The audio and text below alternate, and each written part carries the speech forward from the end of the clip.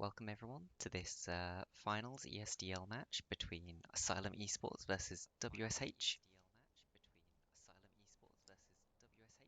We are, well, I am on my own casting today. Don't have Mia. So we'll see how this goes. I may have a bit too much to do all by myself, trying to control the camera, make stuff up. Well, yeah, we'll see. Straight into the champion select. Let's put on the names.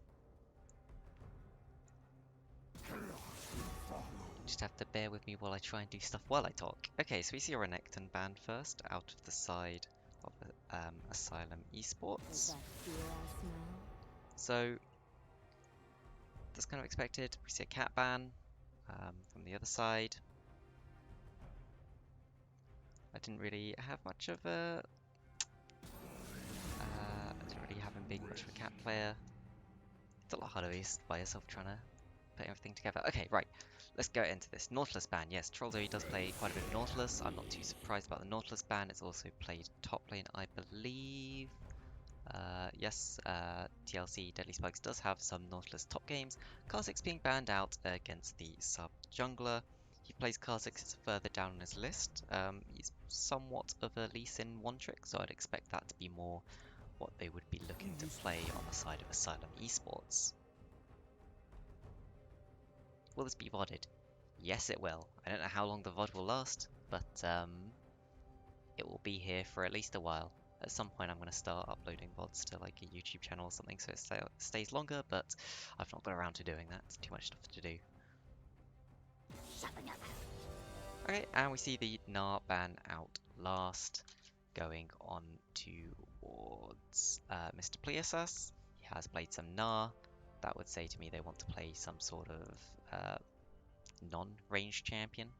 Mr. PSS really likes his Irelia, that's not too surprising. He wants something that can perform in the team fights and can also split push if it gets ahead. Something about the team on Asylum Esports is they do look to have what could be quite a good 1-3-1 setup. But we see the Bard, Ezreal, a very strong bot lane, locked in for the other side. We've seen Trollzoe before, though she likes the Bard. And Ezreal's a very strong champion for JBL. He does like his Ezreal. Caitlyn, not too surprised about that pickup. A nice ranged pick that can pressure down the Bard in lane. And Syndra, I would not be surprised to see that picked up. It's fairly one of the more simple mid laners. Apparently Yamato is playing in the mid lane. He's not really played much mid lane this season from what I can see. Couldn't really find much on what he'll play mid lane, so this is an interesting pick to see the Syndra being taken away.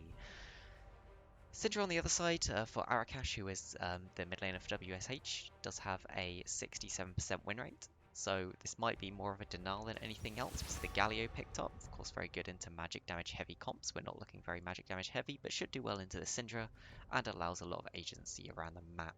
You can see a very global team being drafted on the side of WSH. I would not be surprised to see something else to fit with this. Something that wants to side lane into the Irelia, and then suddenly you're going to have a Bard and Galio in the lane with them. Fiddlesticks is just a very strong jungler. Another ban away. Didn't really have SWZ as a Fiddlesticks player, but I didn't get much time to look into him. Could be that he is a big Fiddlesticks player. Coming from the other side, we see the bans towards the top lane, banning out the Kleds, not too surprising. This TLC's second most played champion after a Renekton, has a 72% win rate. He looks very strong on it. Something to note is both the top laners look to be very lane dominant, so I'm not too surprised about that. That they're trying to make that a better matchup for Mr. Pliesas. Question is, will they ban the Renekton here, or maybe the Quinn? We do know he plays Quinn. TLC, and we see the Quinn banned. Yep, as expected, Aurelia into Quinn's not the best matchup for you. It's quite a hard matchup, in fact. The Quinn blind could stop your dashes. And it's like it is a true blind, so you can really shut down that Aurelia by picking Quinn. I'm a bit surprised really about the Galio lock-in and not picking something to really punish the Aurelia. I feel like they've been a bit punished for not locking in their top laner there.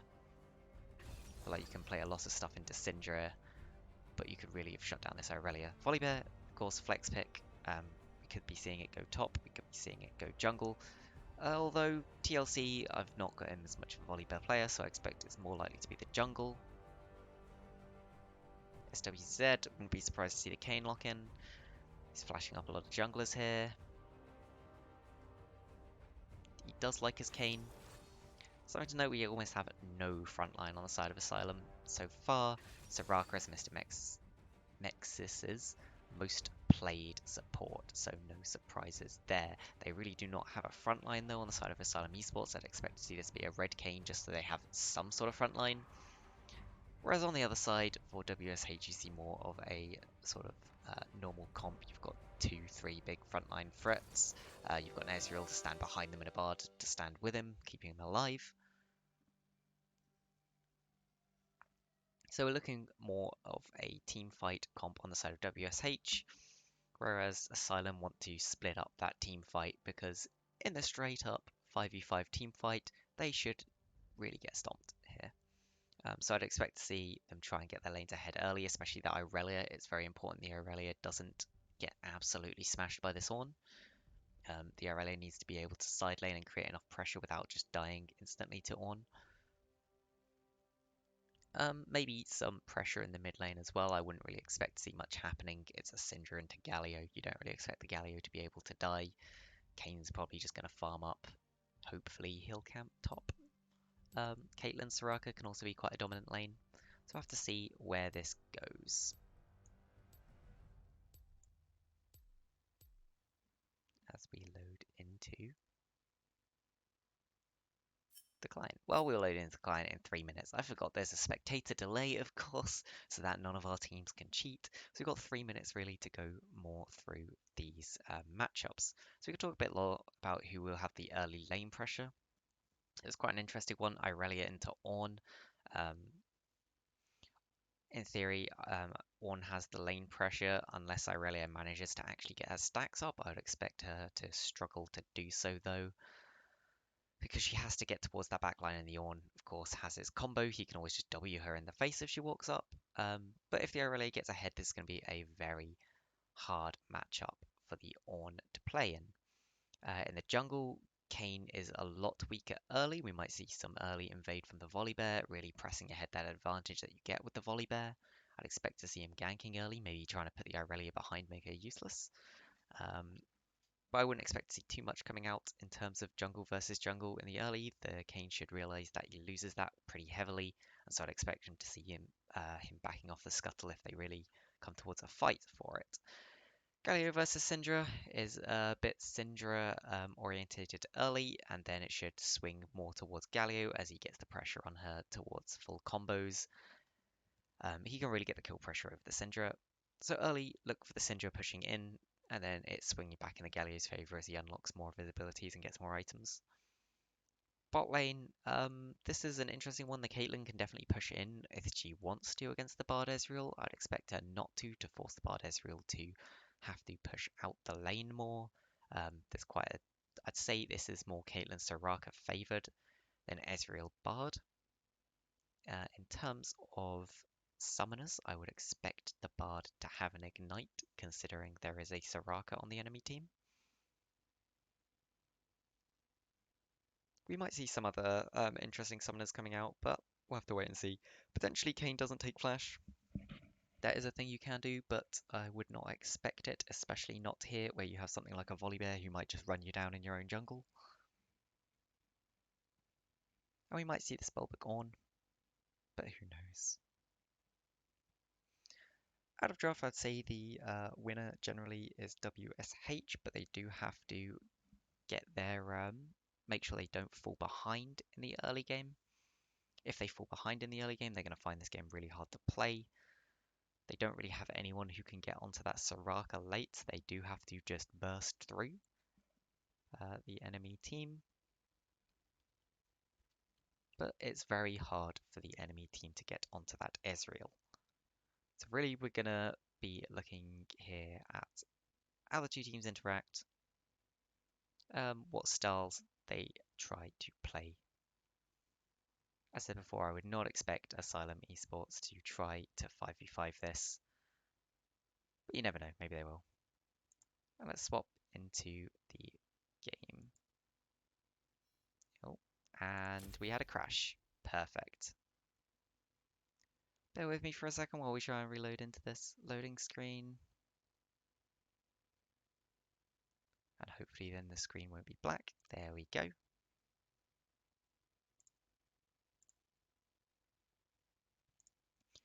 So, first thing to note about what we're looking at here is, do we see any sort of strange summoners, strange rune choices? We see the Orns taking Grasp. That's not too so strange. We've got Conqueror and Irelia, very normal. Let's reorder this setup so that everyone's in the correct places. There we go. We have the I forgot what it's called. Aftershock. We have Aftershock on Galio. That's not very unexpected. That's saying he's more towards the tanky side, wanting to tank the team. We've got Guardian on the Bard, and we do see that Ignite, which is very nice to see, especially when we have this kind of team comp. And let's zoom out our camera so we can see a bit more what's happening. Always nice to do. In terms of starting items, we don't see anything too strange. Not much more to say about that, really. As we see here, that they're all just sort of going to their positions, marking the entrances to each other's jungle. We don't see anyone going for that early ward.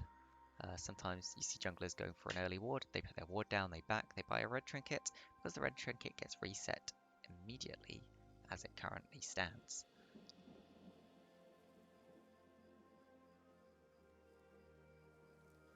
So this is a Kayn. I would expect the Kayn to start his Raptors. Maybe he does want a leash on his red buff, we'll see. A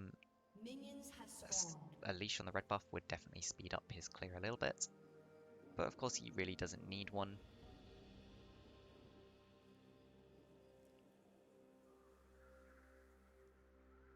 So yep, looks like we're getting a leash on both bottom side buffs for the junglers.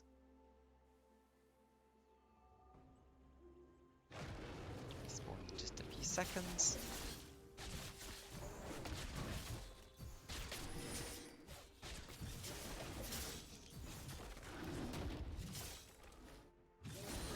Now I should really track where these junglers go. The Volibear probably wants to catch the Kayn early or try and get a gank off on the Irelia, whereas the Kayn wants to probably avoid the enemy Volibear and just be there for a counter gank if the Irelia does get herself into a tight spot. See some small trades coming out in the bot lane. Nice Mystic shots. Mr. Plesiosaurus just stacking that passive onto the minions, getting small trades onto TLC, who's taking Q first. And there we see the power of Irelia early. I think Q's a very strange choice to take into Irelia early. It's what you take into generally losing matchup where you don't want to go near them. I think W's a much better choice level 1 for Ornn, where you get to be able to really proc your passive, and you do, I think it's 11% max HP damage, so it's a lot stronger in terms of the trading. See Kayn just getting his blue, and here we see Volibear going for that invade, seeing if he can catch the Kayn out anywhere. Just gets a ward down on the red buff so you can see when the red respawns.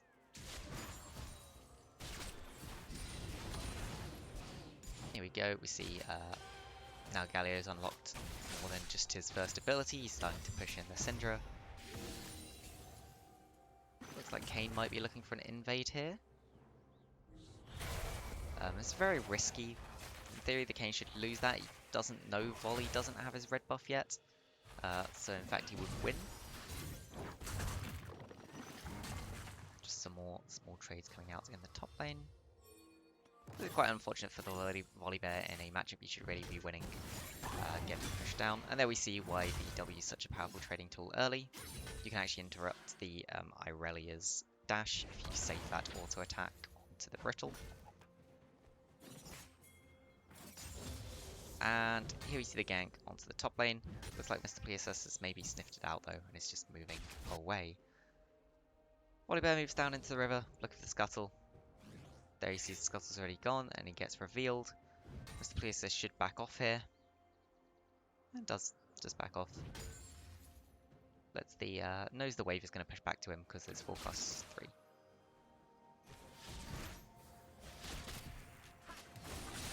This is quite an unlucky early game, really, for the jungler of WSH, because of that invade and the time that he spent going toward the enemy red buff, which has now run out. It really puts him at a disadvantage. And as you can see, he's going to get double scuttle crabbed. So this Kane's really getting ahead in terms of the jungle matchup. Volley has not managed to get off a single gank yet, or even really an attempt at a gank. He pushed Plesiosaur off a couple of minions at most.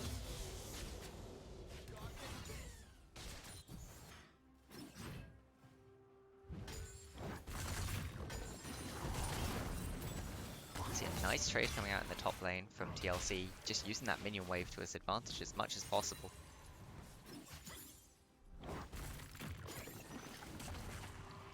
Potentially look for a tower dive here. And there we see the power of that W. He's looking for it. Walks in, doesn't get the brittle stack. Walks out the other side. Plesiosaur is just gonna try and heal up as best he can. Isn't that Conqueror? Oh, just the on backing. Sort of unlucky, waited a little too long there to jump in and try and proc his brittle. And in the meantime, Kane just takes Dragon. Those volley bears on the top side taking his buff. And we see the pings coming down where they see where Volley is.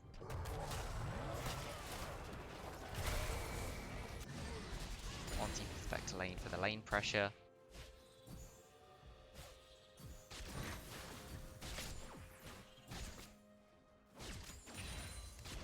Just some small trades going on in the bot lane. Something to point out is that on the side of Asylum Esports, we can see that there is CS advantages in jungle, mid, and bot lane. Very small in the bot lane, looks to be about 5. We'll go up a little bit with this wave. The volley bear is just coming to help push in, presumably so that Ezreal can back and get his tier. We see the Kane coming in, and the very strange play for Kane to just jump in there to the enemy's face. Galio teleports to the bot lane just to make sure they really win that. So yeah, Galio fell behind slightly in the early game in terms of his CS, but not far enough for it to make much of a difference. Top lane's pretty even, which I think you're quite happy with if you're Irelia. Here's the Irelia going in, getting the passive off. On miss is the Call of the Forge God. Nice brittle stack procs, but Plesiosaur just walks a little off. Still trying to get those small trades onto Deadly Spikes. A nice stun, but a very good... Oh, and a flash Q in from Plesiosaur to finish that. Just blocking the last tower shots with W. Roam up here from Arakash. Let's see if he can catch Plesiosaur before the back finishes. Doesn't look like he will. He's going for the wrong bush. Move away from that. So we see Ezreal got his back off. He decided to build pickaxe and not finish his tier early. Wants that early lane pressure as opposed to the stacked tier. Boom. Headshot. Let me see if I can get the timers up. Yep. So next dragon is going to be an Infernal. So an Infernal is pretty strong for both teams when there's going to be a lot of tanks on the enemy side. Asylum probably really want this. It really stacks well with their team considering how many damage dealers they have. And it also puts them a lot closer to that soul point.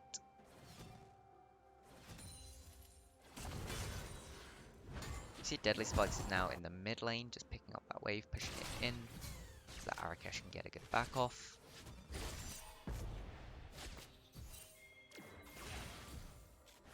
See pings going down onto the Rift Herald from both sides.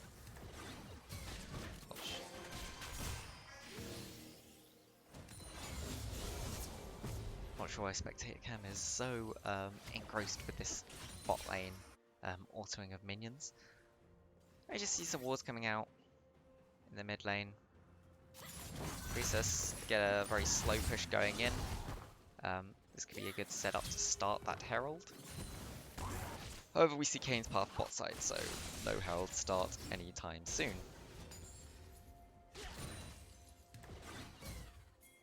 Small trade still coming out in the bot lane. Looks like Kane's going to go for that sneaky gank. Just watching Thesis clear out that ward, realizing he's a half health level 6 volley bear, doesn't want to take that. Here we see a gank being set up in the bot lane. SWZ is just waiting for his time, hoping Ezreal steps up to that bush, and in he goes. But of course, Arcane Shift just pulls him out there. Okay, a little. They used quite a lot there, potentially not needed, but at least you didn't die early on.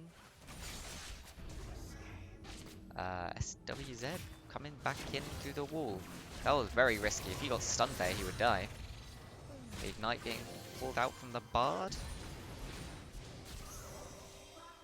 Looks like they might be going for a tower dive on this bot side here. Although they're quite low, nice stun from Bard. The ult comes out from the Kane. W down to finish that kill. And the Bard get picked up as well. Clean tower dive out of the side of Asylum Esports. And right as the Drake is spawning as well. So it's quite hard for a contest here, but an engage from the Ornn, flash away from Domus, saving his life there. That brittle stack really does a lot of damage. The volley's trying to go in, steps onto the Caitlyn trap. Headshots pulled out.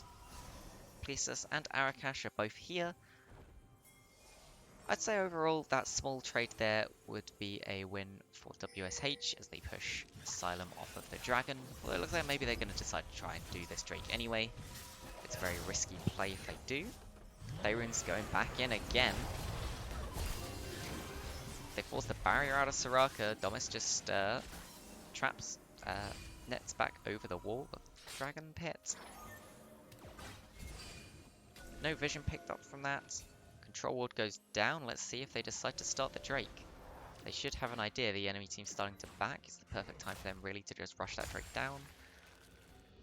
But it doesn't look like they're going to try it. Kane has actually stuck around. He is backing without checking the pit. They do, of course, have the vision plant, letting them know who is doing that. Leaving Ezreal to get all of the gold from this tower. Really try and get him ahead. This Bard goes off roaming. Just picking up some nice vision score. Something we can see already is Mr. Mexus has swapped out that yellow trinket for a red one. Really wants control of the bushes and the river around Dragon. We can see control wards on both sides, both ADCs. Mr. Mexus just clearing out that control ward. Doesn't spot the zombie ward in the back of the pit. So WSH are quite happy to just have that still in there. PSS is building towards that fork first. Seems like Deadly Spikes is trying. And that's just a dead Ornn. And that's what I mean by if this Ornn falls behind early, he's really going to struggle. Nice ultimate combo in the bot lane. That's a TP. TP can't be cancelled. PSS is here. He doesn't have a stacks up. That's him stacked. But here come the mid laners. Scatter the weak. Doing a lot of damage there. Arakash place plants into the wall. Tries to proto belt away. There's the Kane ult. Absolute disaster for WSH. A fight which looked like it was going to go their way gets completely turned around as the Syndra is able to show up before the enemy Galio. I'm not quite sure why he didn't try and ult in there at the very least, even if it gets interrupted by Syndra. He gives everyone in the ult magic damage shield, which would still be useful. Like, Aurelia sure doesn't do a lot of magic damage, but still does some. Nice stun from the Bard, but realizes that's a stacked Aurelia. I don't really want to be killed here. So, it's now 10-2. We see a 4,500 gold lead for the side of Asylum Esports. This is really what they needed to get for their team comp to work. It's going to be very hard the enemy team WSH to really force these 5v5s from so far behind. Because overall, they just really need someone to wave clear as the split pushers get towers.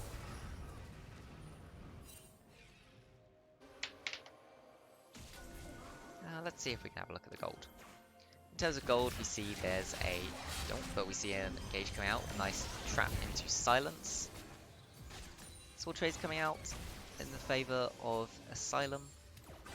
Yep, so we see about a 2k gold lead in the top lane for Asylum, a 1,200 gold lead. But we see an engage again. Nice stun from Pleosus, deadly face plant into the wall in frustration. Arakash, while working up, is just taking a little bit of poke. Syndra.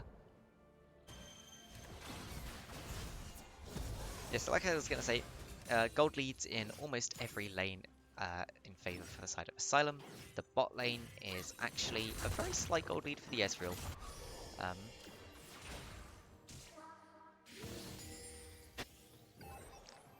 Which just comes from that extra plate that he took before plates went down. Just see the vision being cleared out of the Herald. A ping to help because they're going to start it. We do see red canes come out. That gives them a bit more of that front line that they're so sorely going to be missing. Bard Q's just being thrown out.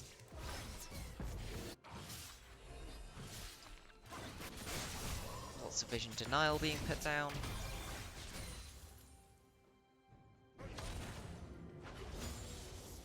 In terms of items, we don't see anything particularly strange on either side. The Bramble Vest is picked up for the Ornn to really stop the Aurelia's healing from that Bork. Caitlyn's not yet finished her Infinity Edge, but Ezreal has finished his Mana Moon.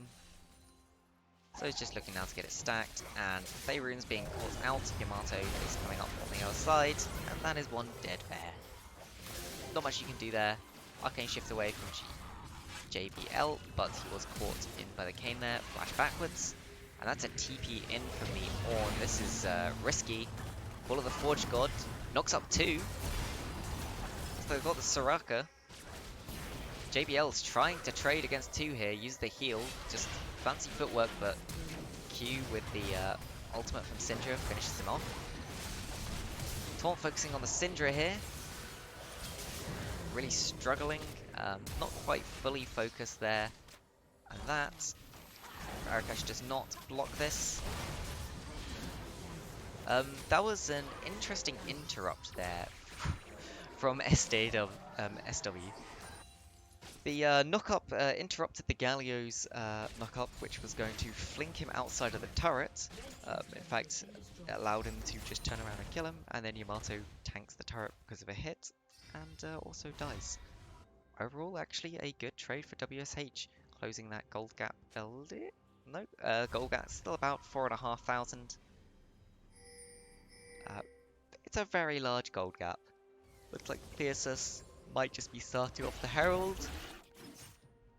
After taking that top lane tower, really wants to get ahead in this side lane. He has a 5-1 Irelia. That finished Bork, finished Merc Treads, now going to be building towards something else, maybe the Sterax. And he's really far ahead in this side lane. They will have to send multiple people to go and match him, and even then you can't really guarantee that 2 people on their own are going to be enough to stop this Irelia. Something is, he does tend to have low vision scores though, so if you do want to get the jump on the Irelia, maybe WSH can use that to their advantage. You see at the moment, the vision in the bottom side river from WSH is very nice. They have the neutral part of the map covered on the bottom side. So they'll know exactly when this dragon spawns. They have not cleared out the pit itself though, however. Asylum do have a ward in there, letting them know of the dragon spawn, and that it's not being rushed. There's a Cloud Drake, of course everyone's favourite Drake. Get all that ultimate cooldown and that extra move speed. No one's ever sad that they get a Cloud Drake over one of the other 3. We get the Herald put down in the top lane. This is just Pleosus really trying to push his lead, trying to force someone else to come up here. Turn around by Deadly. Ult in from volley there. Doesn't manage to get the steal. Ooh, a bit of anti-synergy there from the Bard and Galio. But looks like WSH are winning this fight. That's the Kane in an awkward spot. Manages to get to the wall. Flash over from volley there. And just finishing off that kill. Good fight from WSH. Unfortunately for them, they don't get the dragon, which puts Soul Point closer. I think really here, it's not this Soul Point you're especially scared of. It's the Elder that comes after it. You want to delay that Elder as long as possible. Because as this game goes longer, it gets a little harder for the comp from the side of Asylum to play.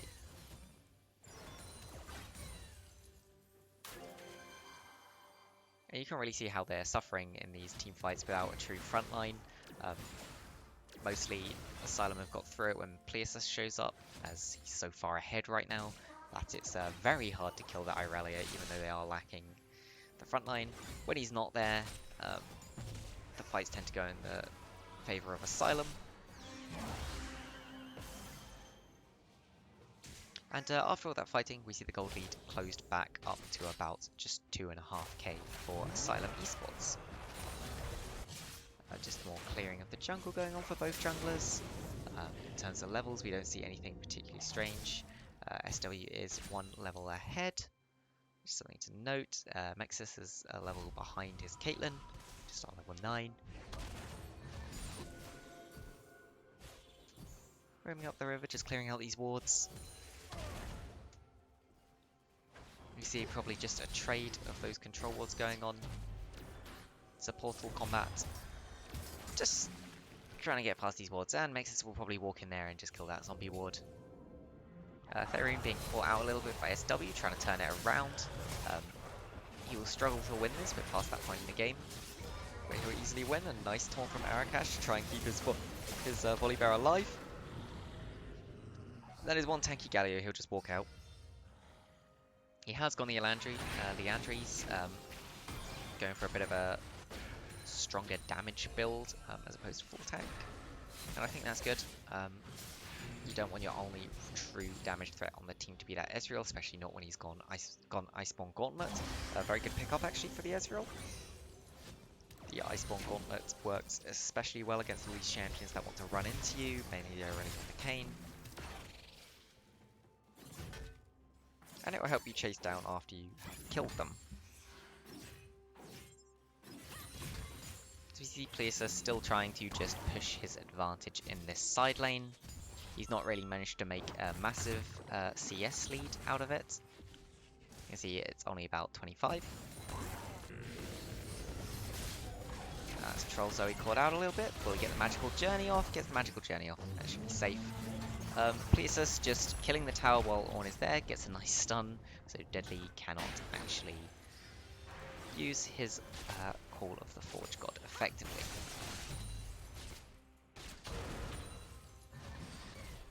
So something we see here is actually the CES lead has gone back in favour of the Ezreal in the bot lane. This is really good actually for the side of WSH. They need somewhere to be winning, something to hold back on, and their Ezreal is the main source of their damage. The fact that he's getting a little bit ahead is very good for them. An engage from Arakash onto the Syndra. It's the Proto Belt used. The stun is held by Yamato until the last minute, just to make sure that he can get out when he needs to.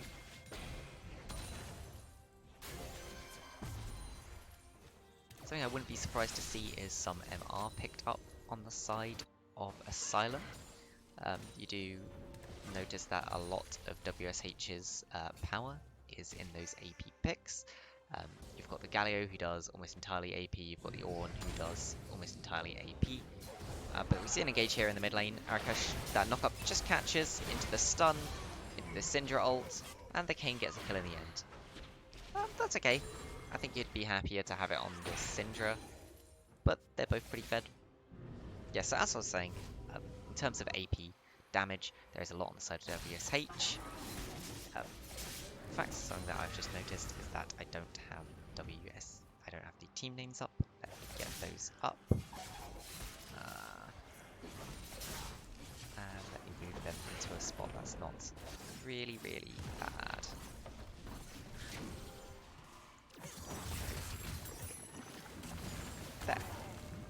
slightly nicer. Hopefully that didn't actually pause the stream. It looked like it might have. If it did, I'll have to fix that.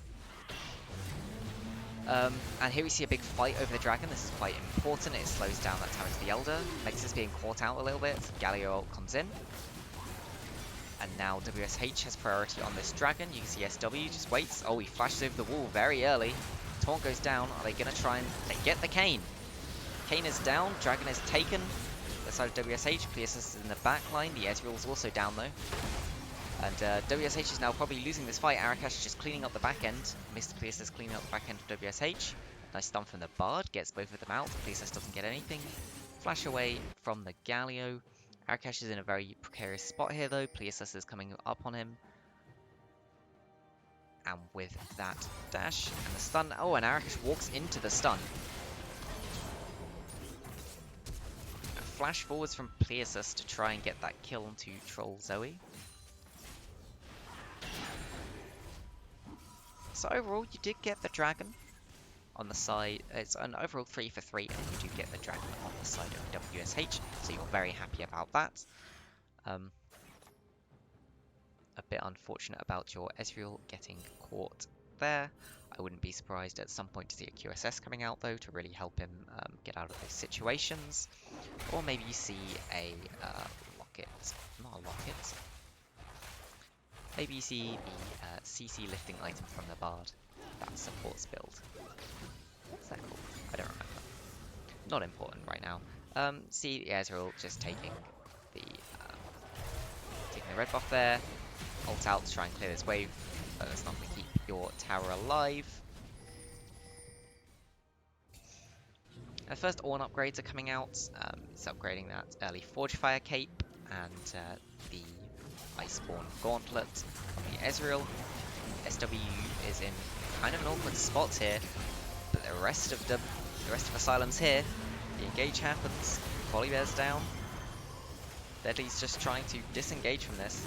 WSH don't really want this fight anymore. Nice stun out from the Bard. They get one. And here we see the power of having the tank not into the tank. WSH can now follow this and really push their lead here. Pleosis is not tanky enough to frontline.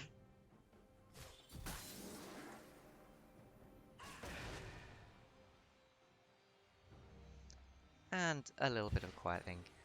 Back to check the gold lead. It's now about 5k in advantage of Asylum. They've held the gold lead pretty much this entire game, but we are getting up to the point now where Ezreal's hitting his main power spike, and WSH are in quite the strong place.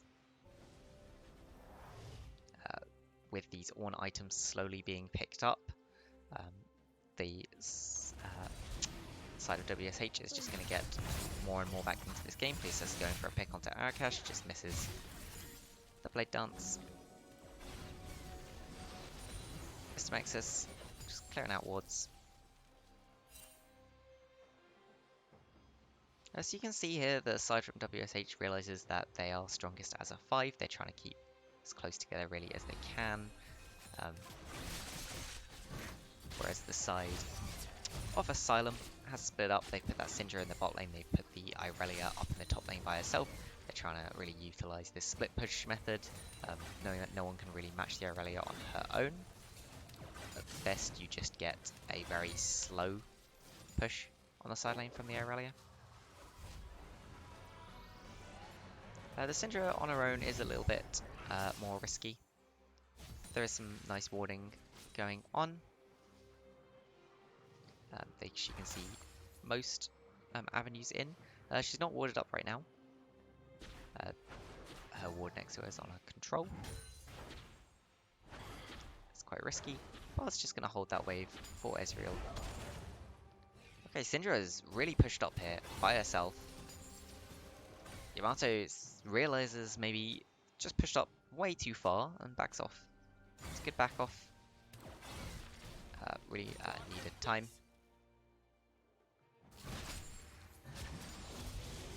Arakash is just picking up the mid wave, the Ezreal's picking up the bot wave, and Ornn is just picking up the top wave when it comes into him. And you're quite happy if you're WSH to just let this happen, slowly scale up those carries, or that carry in Ezreal, and slowly scale up those tanks, get towards those Ornn items, and really get that added value out of the Ornn passive.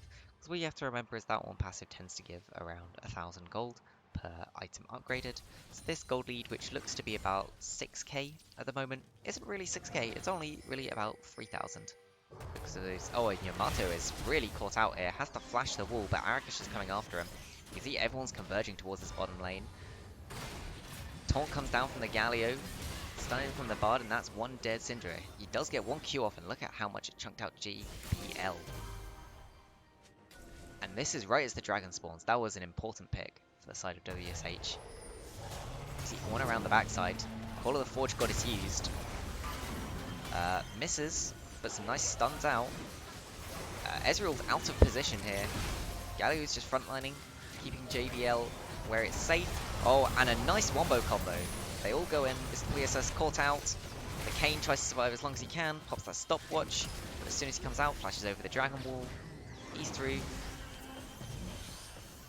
The dragon is started, and this should be another dragon over to the side of WSH. So you can really see here how in the added team fights, those tanks are a lot more useful. It really benefits WSH here when Asylum are waiting for these fights around the big objective. They really need to be trying to pressure their advantage on how far ahead that Irelia is in the side lane.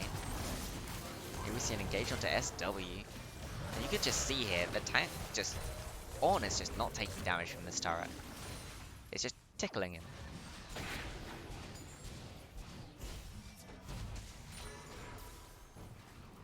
And yeah, we see a Frozen Heart picked up from Galio. It's just going, you know what? All these champions like to auto-attack a lot. Let me just get the item that really slows down their auto-attacks. Very nice pickup there from the Galio. I'll have to see who Ornn decides to upgrade next for his Ornn items. Of course, he can upgrade one per extra added level. So he does need to get that XP before he can do more upgrades. But I'd expect to see maybe this Galio given the next upgrade to make him very tanky. It's worth noting as well, Volibear and Bard don't actually have an upgradable item as of yet. And Troll Zoe there, just trolling Mr. Pleosus a bit by aggroing the Baron. Oh, but Mr. Mexus is caught out by JBL. Jumps over the wall and just one-shots the Soraka. That's a nice Bard ult onto the Irelia. Slow used, flashes over the wall. They're trying to chase this down onto Mr. Pleosus. They're really forcing this. They can go Baron. Looks like they're going to try and take this tower while it's disabled by the Volibear ult. And I think they should just go Baron here. You go Baron, you use your Ornn or your Galio to just keep the Kane out of the pit. They pop the ward and instantly go on the Baron. Galio is quite far away here. Maybe he's going to plan to ult in. Of course, Caitlyn Syndra can poke a lot into this Baron. This is quite a risky place. They turn off the Baron after the Syndra and the Caitlyn. SW's jumped into the pit. Troll Zoe's just put out a little bit there. Hasn't actually died. Nice knock up from SW. Oh, but Troll Zoe just on her own. Can't get out of that. Akash comes back in for Domus. Unfortunately with Soraka and Caitlyn both there. They choose to turn off the Baron there, don't actually manage to get too much from it. Get the 1-for-1 in the end. But you've got to remember, this team just wants to scale up. They have a much stronger 5v5 team fight, they've got the Ornn items. Nice call of the Forge God into the ultimate from Ezreal. You can see Kane just hovering around the backside, looking for that catch onto the Ezreal. Deadly is a little out of place here. Going after the Soraka. That is one dead little Forge boy. But JBL's found Domus. The Arcane Shift over the wall doesn't quite manage to finish him. And you can see just how strong this Ezreal is right now. Meanwhile, Mr. Pleosus was just split pushing. Got some damage onto that tower, but is a little bit caught out. I'm not sure they really want this fight. But Arkash is on the way. Taunt doesn't hit. Knockup does though. Now one dead Bard. And Mr. Polices is probably going to get out of this. Just not waiting for their Galio to really get close enough there to help them in that fight.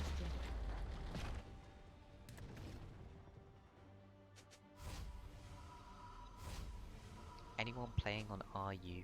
RU? What is RU? Maybe I'm just being stupid here and it's something really obvious, but I am not sure what that means. Russia server. Ah, I don't think so. No. Maybe there's someone in the chat plays on Russia, but this is on EU West.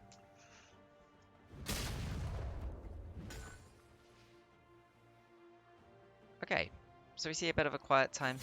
Oh, but Arakesh just face checks into the Aurelia. Taunts off to try and slow it down. And then you can see the power of the Ezreal. So the Drake is spawning in 14 seconds. Asylum does have priority on it right now. Well, you can see the bottom side entrance is being warded up by Bard. Not in the best place to contest. Bard's a little bit caught out here. Takes the magical journey out. As Mr. Pleasus has been trapped. Oh, but JBL. Pleasus is onto JBL. The Ezreal is in a lot of trouble here. The ult comes out from the Galio. It's not enough. And that is Ezreal down. That is absolute disaster from WSH. Pleasus goes back in, gets the sun. And they're just chasing them down right now. Another magical journey pulls the Bard out of the fight. And that will be Soul and probably Baron. Looks like they're choosing to try and push down this tower instead. Of course, Ornn does have some quite decent wave clear, and Bard also has decent wave clear. I'm not sure they really want to try and push it into the base right now. They do have fairly decent tower dive.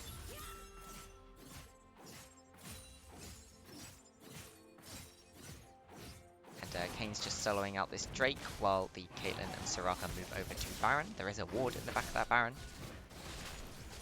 I'm not sure, but I think we just saw that control ward come down, so WSH should have an idea this is happening.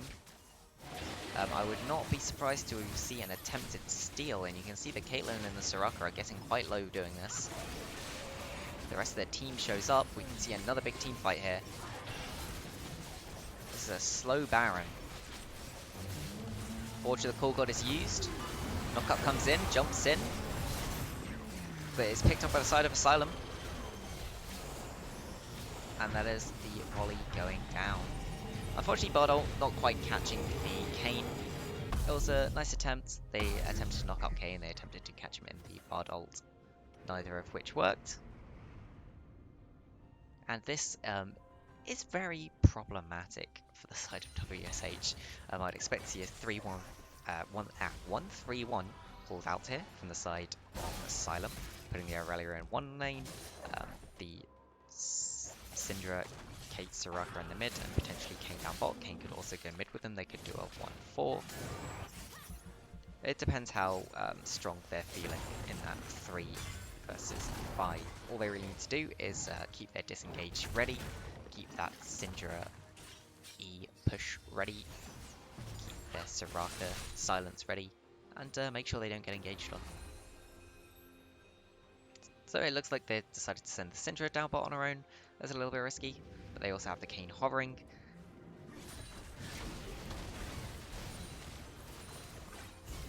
The waves aren't synced up, so mid-wave crashes extremely early, gets absolutely nothing done as the entire T of WSH are there to catch that wave. But it looks like bot and top are synced together and are going to come in at the same time. And engage their Theron just being caught out a little bit. We see here 3 being sent top to catch that wave, 1 in mid and 1 in bot. That is the bot turret already gone. This Syndra is doing a lot of damage. That's the mid turret gone. Only the top turret left. They are holding on to these inhibitors. Domus and Mixus are slowly pushing down. They just need to keep that minion baroned up. Deadly's doing his best to keep this turret alive. A couple more autos, and that's the turret going down. Therian also almost caught out. Deadly is extremely low. Arakesh jumps in, they do a lot of damage to the Aurelia, and the Aurelia is down. Deadly's also going to go down for it though. Kills being traded, Domus is just free hitting though. JBL being zoned off by Yamato. Heals through the Q from Yamato, and this looks like it is most likely the game. Interesting game one where Asylum just took the lead that they needed to take and held it throughout the game. A few botched team fights, but overall did quite well.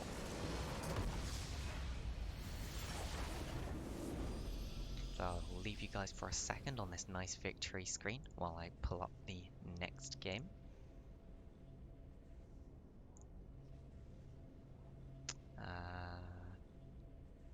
Just give me 2 seconds. Got some very high values. Oh, in fact, I can't leave the screen up, of course, because you can't go into a new game while that screen is up. You will have to give me a minute to just sort this out.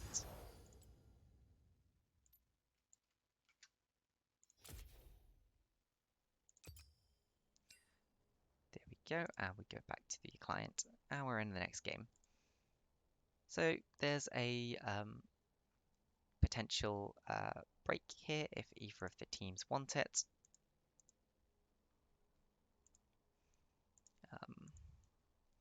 And we could try and break down just exactly what happened in that game. We saw the Aurelia getting ahead as was needed. We saw the Kayn actually winning out on that jungle matchup. I don't think the Volibear really did what they needed to on the side of WSH. I'd say that looked to be the main weak point in their comp. I think otherwise their comp went fairly well. I think if you give a slightly more aggressive early jungler, maybe that goes a lot better for them. We saw the bot lane also slightly winning out on their matchup, which heralds quite good things, so they can really focus around this bot lane draft. In terms of the side of Asylum, I wouldn't be surprised to see a little bit of a swap up, maybe. I wouldn't be surprised to see some respect bans, maybe getting rid of the Galio, which proved to be a little bit of an issue, maybe getting rid of the Bard. Either way, I don't think we would expect to just see the exact same draft being pulled out. I think both teams are going to want to change some stuff up.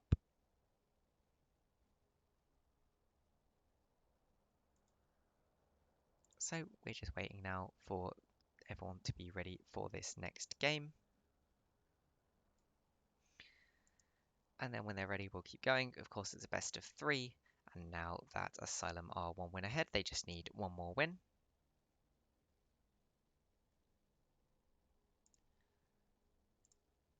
But we'll see how that goes.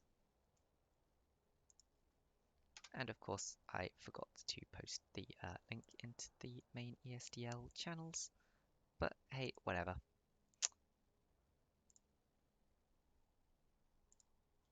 I will post it now.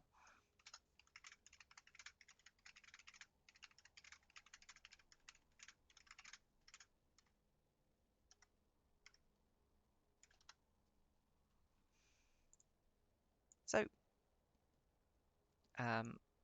what do we really expect to see continuing forwards from this?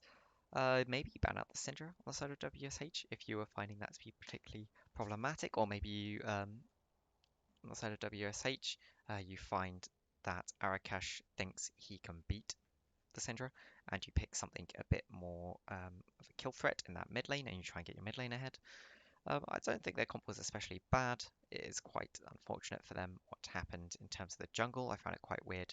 The early ward was gone to place, putting very far behind is clear, and then the Kayn deciding to invade itself was quite strange. If Volley had gone for the normal clear there, and Kayn just walks into his jungle, he almost certainly just dies there, or at the very least has to burn his flash to attempt to get out. So we saw some very interesting plays going on. How it will affect overall, we're not sure.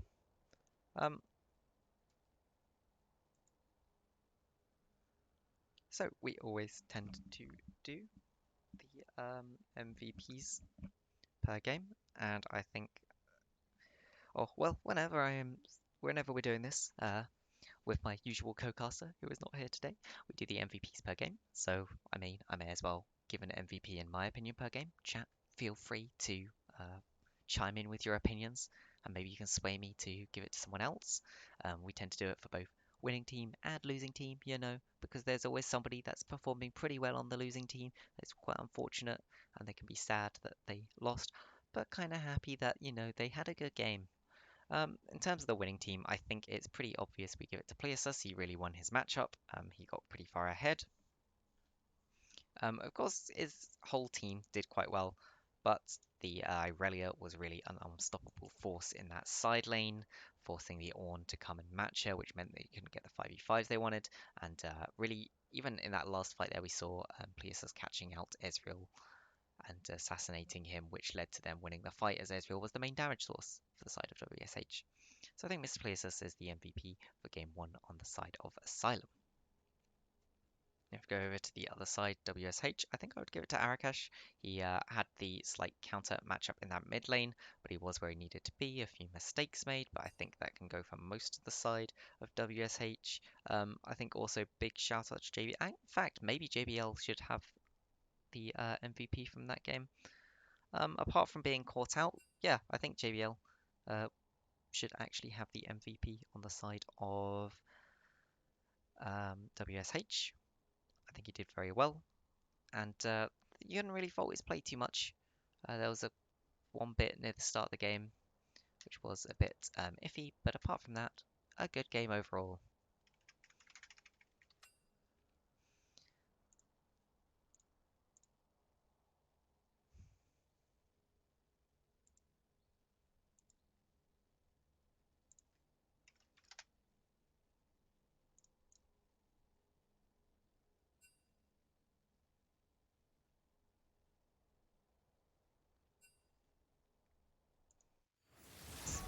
Said Okay, and here we go back into Champ Select. Will we see any of those respect bands coming out? I wouldn't be surprised. Teams have chosen the same sides again. So obviously neither team thought it was particularly the side or the pick order, which was an issue. I am not at all surprised for both of those bans. A respect ban coming out against JBL on that Ezreal. He had quite frankly an extremely good game, and a respect ban against Mr. Pleasus' Irelia, who quite frankly, yeah, that was amazing in that game. We see the Nautilus ban coming out. Mexus doesn't really play Nautilus. Troll Zoe has played Nautilus before, and I think that's more, honestly, of a top lane ban. They don't really want deadly spikes on the Nautilus. Cat banned again. Obviously, they think Yamato is a cat player, and they don't really want to try and put up with that cat. Echo banned out against Arakash, or potentially Faerun in that jungle position. And finally, the Kha'Zix banned out. So, Kha'Zix's interesting. Obviously, they think Kayn is much easier to deal with than the Kha'Zix, so they want to keep that Kha'Zix banned. Both teams chose to make one respect ban based on the last game. Renekton picked up for Mr. Pleasus. Pleasus does like his Renekton as well. Or in fact, I didn't really have Pleasus as too much of a Renekton player. I think that's potentially more of a takeaway, as it is most picked for Deadly and a fairly safe blind pick. It is worth noting Deadly plays Quinn. Renekton versus Quinn could be an interesting matchup. Warwick Syndra picked up. They don't want Syndra going back, Yamato getting Syndra, so they just pick up that early mid pick, a fairly safe pick. They want to make Yamato play something a bit weaker in his champ pool potentially, and they think that actually they can win this mid lane, and they prioritize the Warwick wanting to get that strong jungler for Faerun. Caitlyn being picked up again. I think Caitlyn, strong champion, worked out okay for you last time. Is able to lose a lane quite gracefully. Doesn't scale up too well though, so you'd want to really get ahead. And Yamato picking up Corki. Nice Syndra Corki matchup. At least it's not a Azir Corki. That we can say. So we expect to see probably a lot of roaming from Yamato. Oh no, Rumble picked up. Okay, the pivot to the Rumble, making this a lot shorter range team. This Rumble can be pressured quite early by the Syndra, of course. He has to walk up to the wave to hit it. He should struggle to get CS or get ahead, especially pre-6. And Kennen picked up for Deadly into the Renekton, obviously favouring his Kennen over any other pick to play against Renekton. It's worth noting as well, he does have an 82% win rate Wukong, so deciding that Kennen is a better pick into the enemy team. See Soraka banned out, another ban, respect ban, as it's Mr. Mix's most played support and his most played champion, in fact, by quite a way. So it makes sense to be getting rid of that. It can influence the entire map quite heavily. Just force him onto something he's not quite as comfortable with. I wouldn't be surprised to see the Lulu ban coming up afterwards. And that's a ban missed. Maybe they're just talking, trying to work out what they should be banning, and time ran out. Or maybe they just think, you know what do we even ban next? Although they could always just ban ADCs they don't want to play Caitlyn into. There's nothing wrong with that. I recommend Yep. skipping. Not surprised at all about the Lulu ban. Lulu, very strong champion. Mexus also plays it. Really gives them a lot of agency. Forcing him, I wouldn't be surprised to see Mexus pick up their Janna. He plays a lot of these enchanters. And together, those were really his top three, the Lulu, Soraka, and Janna. And we see the Thresh banned, suggesting, yeah, they want to play that enchanter support. Interesting note though, you can play Janna into Thresh. You can interrupt his Q jump with your Tornado. You can push him away with your ultimate. It's just quite a hard matchup. You don't really want to play it if you don't have to. So I think the Thresh ban is very respectable thing to ban. And we see Xayah picked up, potentially Xayah Rakan incoming on the side of WSH. A very strong dominating pick. SW's most played champion is Lee. I wouldn't be surprised to see Lee Sin locked in here. Can't quite decide whether he wants the Lee Sin or wants the Kayn or Set. But Lee Sin locked in the end. And that's going to be a Janna picked up as well.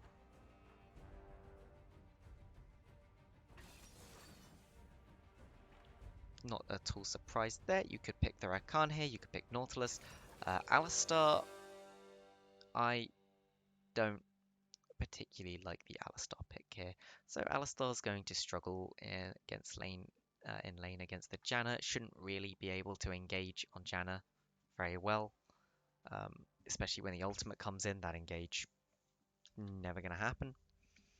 If you're willing to flash Q, though, you can get the early drop on her, and you can force this lane. This is more of a kill threat lane in the bot lane. They realize that they have the stronger bot lane potentially on the side of WSH this time, and they really want to get that snowballing. A very safe lane picked up on the side of Asylum. Something else to note in terms of the jungle matchup, we have Elise and Warwick. There's not too much to mention there. We've got a very volatile top matchup with Renekton to Kennen. If one of them gets ahead very early, it becomes very hard for the other one to play the game. Slightly easier for Kennen being a ranged champion with that move speed buff. If the Renekton falls behind, he's going to find it extremely hard to stay in this game. So I wouldn't be surprised to see Thayrun pathing towards top lane early and try and get that Kennen ahead. And in terms of Syndra into Rumble, we already had a little bit of a talk about it. Syndra outranging Rumble, making it a lot easier to play early on. There's a lot of kill threat in this lane onto the Syndra later. With the Rumble ultimate zoning her, if her flash is not up, I would expect to see one dead Syndra. In terms of overall team comps, these both look like more team fight orientated comps. This time, the side of Asylum decides, you know what, yeah, we did the split push thing before, and we managed to win it, but we weren't too happy or too confident. That felt a bit too close for our liking. Let's pick a more team fight orientated comp, and we'll be a little bit more happy with that.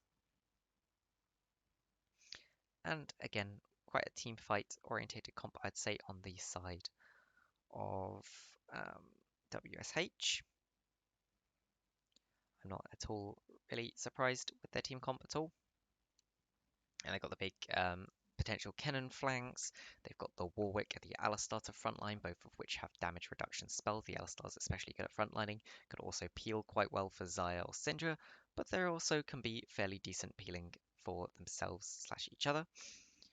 Warwick can also do that, especially with his ult. If the Lee Sin goes for an insect, you could have a Warwick just ulting onto your face. Both these teams are kind of annoying to dive into. You don't really want to dive into either of those teams, so I expect to see a lot of sort of poking coming out early on in the fights. Both teams, I think, may focus these dragons down, try and get the objectives ahead. I think it could be quite interesting if we see, for example, an early Ocean Drake, which both teams will really want to get. We could see a big fight happening around that early Drake.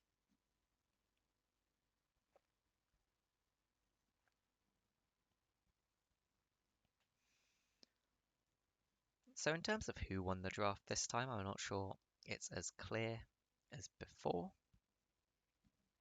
I think the team comp is slightly more coherent maybe on the side of WSH, but overall there's nothing really to say.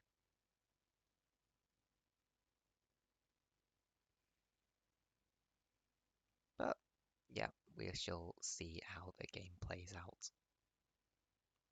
Of course, we could still have a split push comp coming out from either Kennen or Renekton, choosing to split push.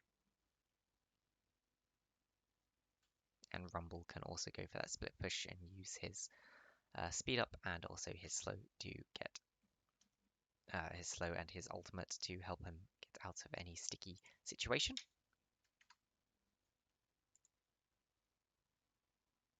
Now, as we just load into the game,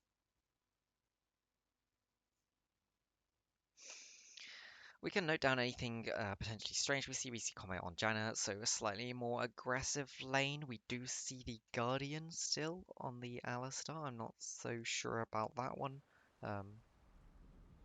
Guardian's very defensive, but isn't going to give you those extra stats you need. It's more about keeping the teammates alive, which is pretty useful, of course, but overall, that tells me that we're potentially going to see more of a peeling Alistar as opposed to a frontline.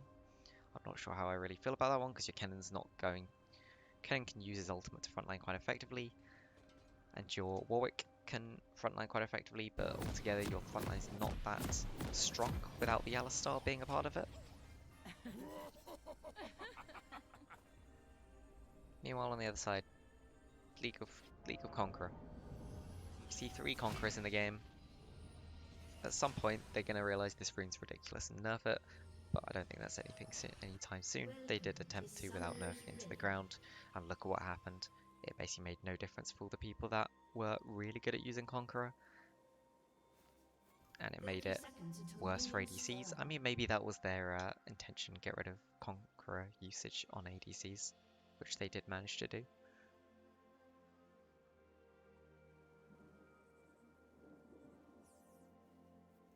We do see Grasp Warwick, so yep, definitely going for more of that front line.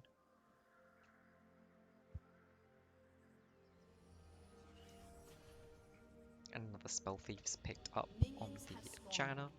Of course, after the most recent patch, it gives you more mana regen, so it's very useful, especially for these enchanters and anyone that really wants to poke.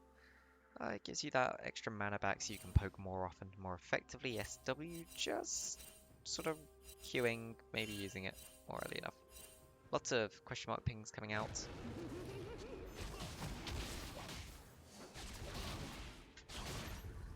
Both junglers just starting on the bottom side of the map again.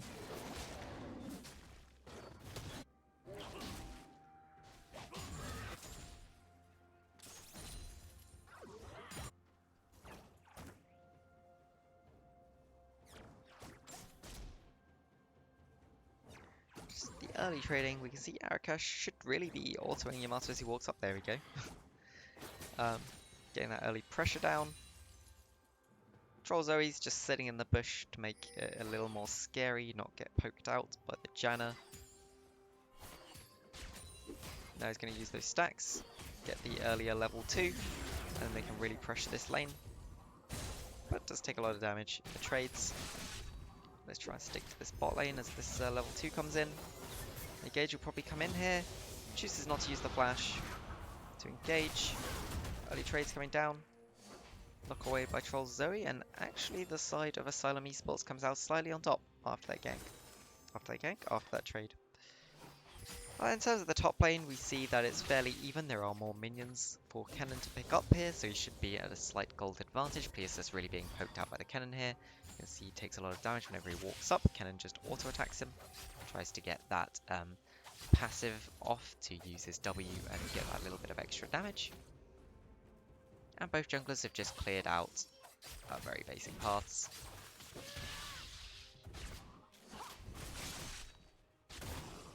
Trace towards that bot side. I would expect to see a gank coming in top soon. This is quite far up on half health. It's a nice trade-off though. And we see Kennen just slowly trading back.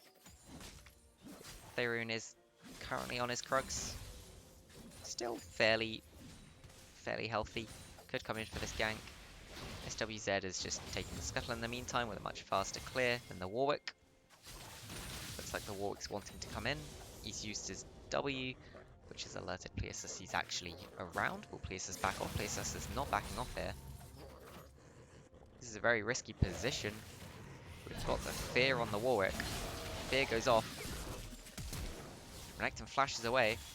That's a stun coming down, and the kill there onto the Kennen. Something else. There was a kill off in the mid lane. The gank from the Lee Sin managing to pick up a kill onto the Syndra. And yet again, SW is going to double scuttle Thayrun. Which one are you more happy about? That kill in the mid lane or top? I think you'd be more happy about the kill in the top lane. That's a much more volatile matchup. You definitely want your side of the matchup, whichever one it is, to be ahead. Whereas in the mid lane, you can always sort of just sit back, collect what farms needed. Oh, a nice root there from JBL. Just getting that extra damage down onto Domus. Of course, Sustain is actually slightly better on the side of WSH. With that Alistar passive, they will slowly heal up over time with these waves. Thayrun has sniffed out SW in the jungle. Is anyone coming to help? Troll Zoe's coming up. You also see that Arakash is on his way, but Mr. Vexus and Domus are just there to help SW get out of trouble. First Drake we see is a Mountain Drake. Very good for both teams. Oh, an engage coming in from Troll Zoe. Steps onto the trap. Mr. Mexus takes a lot of damage. But overall, not much really happens. Early Merc Tread's picked up by Yamato. Wants that extra move speed, wants the extra tenacity into the Syndra stun. And also probably the Warwick Fear if he comes to gank. In terms of vision, again the vision's mostly centered around the bot side of the map. And slightly better vision for the side of WSH. I find it kind of strange. Thayrun's parked up top again. Maybe he just wants to cover Deadly while Deadly tries to push in this wave so he can get off her back. Just more small trades coming in.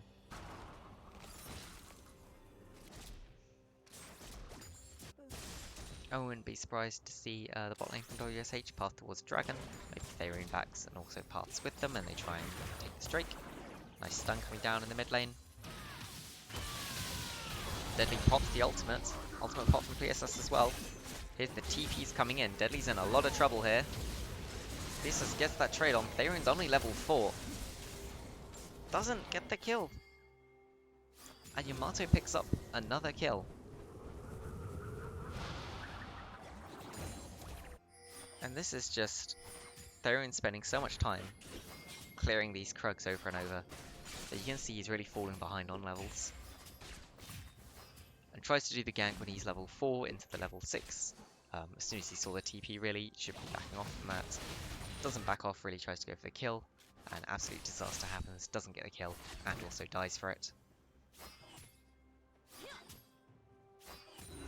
See here, SW's gonna go for a gank. Oh, and he's knocked into the tower. And a nice flash from JBL. He's rooted up.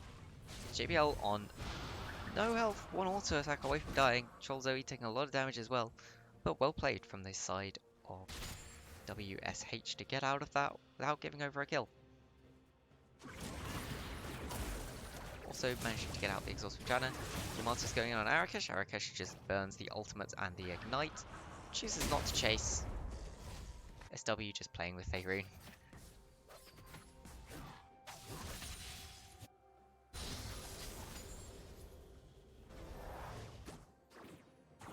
Arakesh is trying to push this in.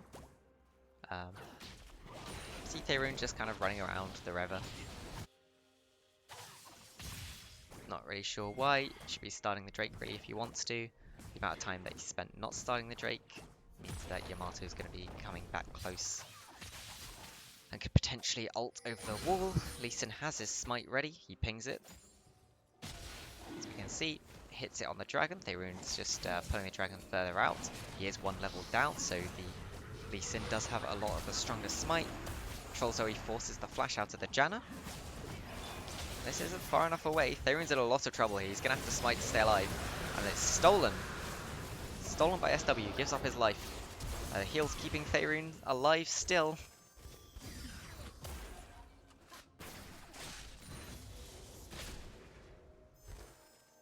And WSH walk out alive. They lose a dragon, but they do gain a kill. And the kill goes to the Syndra, which is very good. Gets it further ahead in this matchup.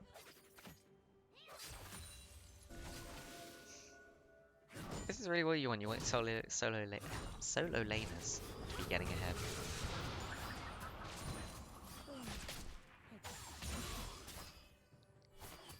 You can see the power of the new spell thieves with Mixus throwing out lots of tornadoes and not really running out of mana.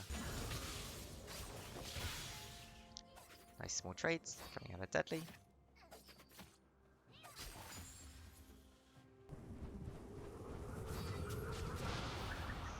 Just fishing for these tornadoes, getting a bit of damage down.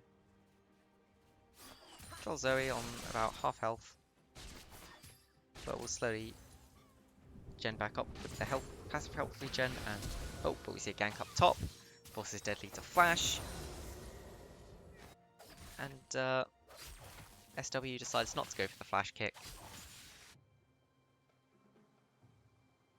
So we see some CS discrepancies starting to add up in the jungle. There's about a 20 for the side of Asylum, but we tend to see it going the other way, about 25 for Arakash on this Syndra. We see a gank coming in the mid lane. There's the suppression used into the stun. Flash forwards, get the ult down, but Yamato lives. Those early Merc Treads really coming in handy with stopping this damage.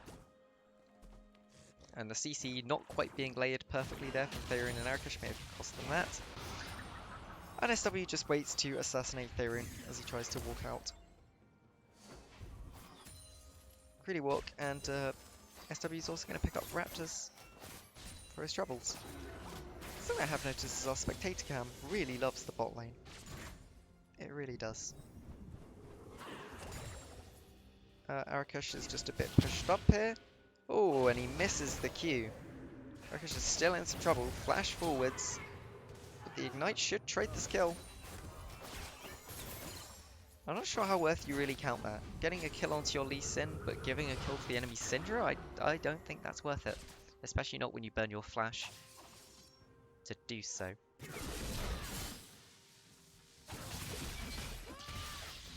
Deadly just getting chunked out by Pleosis there.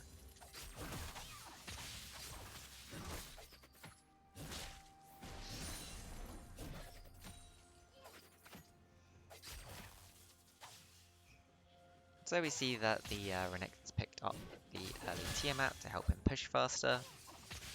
Just planning to shove in this cannon as much as possible. Sad bee. Anger. Nathan knows we shouldn't really be using emotes, but to be honest. I think the whole don't use emotes thing is kind of dumb.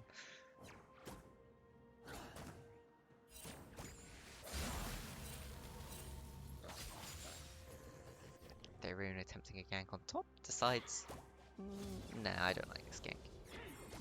Akash just taking that ward out. Ping's coming down to kill Faerun in the jungle. Ward's out. And that is one dead wolf. And he ults before the Lee Sin follows, and there comes down the other ultimate. But Janna in the mid lane gives up her life. Arakash now is pushed quite far up, and there's the Lee Sin kit coming out. Mata getting chunked out, but also Arakash losing his life there. Blazus burns his ultimate. Looks like Deadly is not, so potential kill threat there for Deadly later on in the lane. Just takes out that control ward.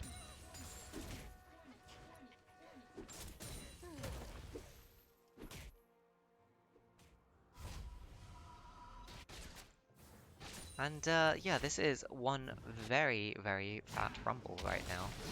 He's got a lot of kills, a lot of gold. Oh, and SW just going for that blue buff at the same time as Faerun. He decides to back off, realizes he doesn't have priority in his lanes, but he smites it away, being level 9. And he's going to get away with this as bot lane come up to meet him. Faerun's in a he's really struggling here. Down in levels, down in farm. Yep, hopefully he's built the team out to help him farm quicker, but hopefully he will decide to go full tank.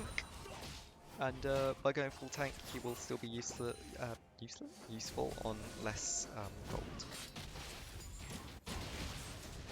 And Asylum just taking the Drake here. Oh, but the TP's coming in from Deadly. They're going in. They could force a lot of flashes over the wall here. Ult in from the cannon. That's a wombo combo right there. That's 2 down. Will they just wait for this Rumble ult to time out? And essentially just for the teleport there, you pick up 2 kills in return for the dragon.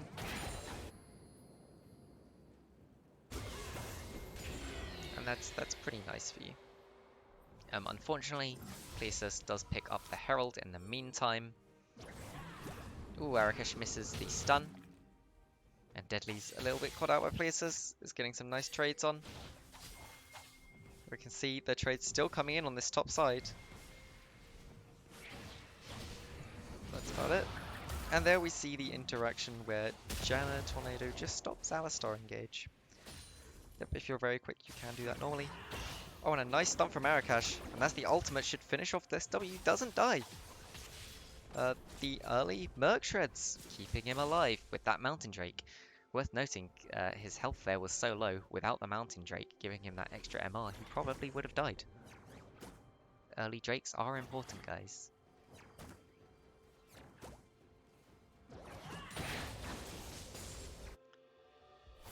So, what else do we have to note down? There's some small trades come out in this mid lane. Syndra has finally finished her Ludens. Looks like she's going to be getting that Oblivion Orb next. I wouldn't expect her really to be finishing it into Morello's early. She could also be going Leandry's. Leandry's is a very good item, of course. See him engage in the top lane. Blazus burns his ult. Ticking down Deadly. Doesn't really get much from it. More trades in the mid lane. Eric is just poking out Yamato, despite Yamato's gold lead. Can't really do much in a melee versus range matchup like that. And flash under. And oh, and it's a miss from Faerun. And he should be able to pick up this kill. Oh, Faerun. And he does pick up the kill. The end. That's 1 kill picked up. JBL is tanking this turret. Tries to get the sideways. Blade Caller there. Oh, and Faerun's just caught out again. Both Shilling Smites come out. And SW just picks up that kill. So it does look like we're building towards a slightly more tanky version of Lee Sin. And the TP there is interrupted. That is important. Arakash doing very well to interrupt that TP. Might lose his life for it. Flashes over the wall. Flash back from Yamato. Ultimate coming out from the Syndra. Oh, this is exceedingly close, and Syndra wins the fight. Well played from Arakash, using that bush to its full potential. Also, they get the mid lane tower and they get the bot lane tower first. So WSH very happy with how this game is turning out. Now about 1.3k gold in the lead. In terms of where that gold is actually at. It's not in the top lane, there's about 50 gold lead in the top lane. They're at a 1000 gold deficit in the jungle. Mid lane though is actually about 400 gold up, and bot lane's 1,500 gold up. So these two real big damage dealers from the side of WSH are getting fed, and that is perfect. If your cannon, you'd love for your cannon to be fed, but if cannon's there to basically press alt, sure, just let that happen. Herald, summoned by Pleasus, maybe it was running out, or maybe it just wants to force this tower, but the entirety of WSH are walking up to this lane. Pleasus uses a slice and dice to get out of trouble, and yeah, just walks out. So we've got a lane swap coming in here. Trollzeri and JBL will be taking this top lane to try and get the outer tower. Domus and Mexus should be able to pick up this tower in time though. It's a bit of a strange swap considering there isn't a Herald coming up, and you've got the Dragon coming up in 43 seconds, and it's an Ocean. We are on the Ocean Soul, the strongest soul in the game. So giving up your pressure on the bottom side of the map from your bot lane is quite a strange one to do. I'd say potentially a misplay here. Arakesh as well, still just poking down Yamato. And Mexus wants to be very careful here. Nice stun down. And the heal and the shield keeps him alive. Arakesh is in a very awkward spot here. The TP comes in from Pleasus, and that is one more Drake that is going to go over to the other side. So Asylum here, going to just pick up this Drake fairly easily unless some sort of miracle steal comes out. I wouldn't expect it, at least him being 3 levels up now on the Warwick. Knocked back from the Alistar. He's going in, he's trying his best. Faerun just can't get close enough. Kennen jumping into the backline, assassinating Gomez. Pleasus is also in the backline, being picked up by JBL. This is a good fight for WSH. They're choosing to follow it. Trollzeri gets out over the wall. SWH trying to follow down. Does get it there. He's trying to get around. Misses the Q. Jumps over the wall. And that's one deadly. That's a lot of shutdowns picked up for this side of WSH. Keeping them in that gold lead. About 1.5k again. And it's important here.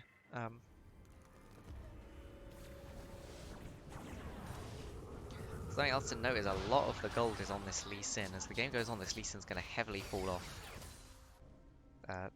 Which is not great for the side of Asylum. Caitlyn decides to go Stormrazor, wants that extra peel potential against their Kennen, for example. Looks like Kennen's going to be building towards the Zhonya's next. Not so sure about that one. Myself, I always think Zhonya's on these champions like Kennen and Morgana. Fiddlesticks as well a little bit. I always find them a bit strange because generally when you're ulting you want to be moving to keep the enemy team in your ult. And you can argue, yeah, I just want to stopwatch after the ult has come out. In this case, you do have a lot of enemy ADs on the other team, so having that Zhonya's is always going to be good. It's a very gold efficient item. Oh, and a nice stun out, and that is one dead Caitlyn. Thomas just overstepping, not respecting how fed Syndra is. With that finished Oblivion Orb, she now does a hell of a lot of damage.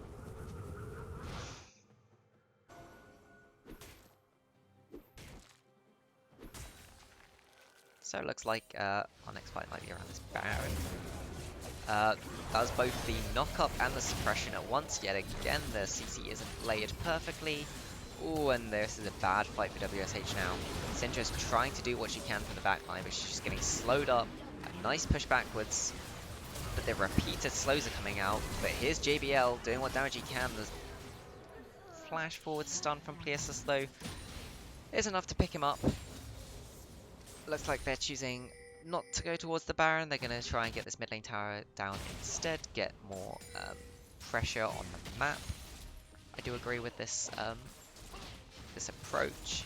If you're struggling in these team fights, you basically got that team fight because the 2 weakest members were there with the Syndra. against some of your, basically your strongest members. So you're able to win that fight, but you are going to really struggle if you can't get this mid lane tower down, so I do accept them taking the tower instead of going towards this Baron. Of course as well, if the cannon comes in and ults you inside the Baron pit, oof, that's not great. So the Drake is up in just under 2 minutes. I would expect to see teams not sweeping for vision right now, but wanting to start going to set up vision in a little bit. Having JBL top lane is a very strange choice. I expect he's just going to clear out this wave maybe and then move down towards this dragon. You cannot afford to give up an Ocean Soul this early. This Ocean Soul is just going to provide so much value over the rest of the game. You really need to get this dragon if you are the side of WSH.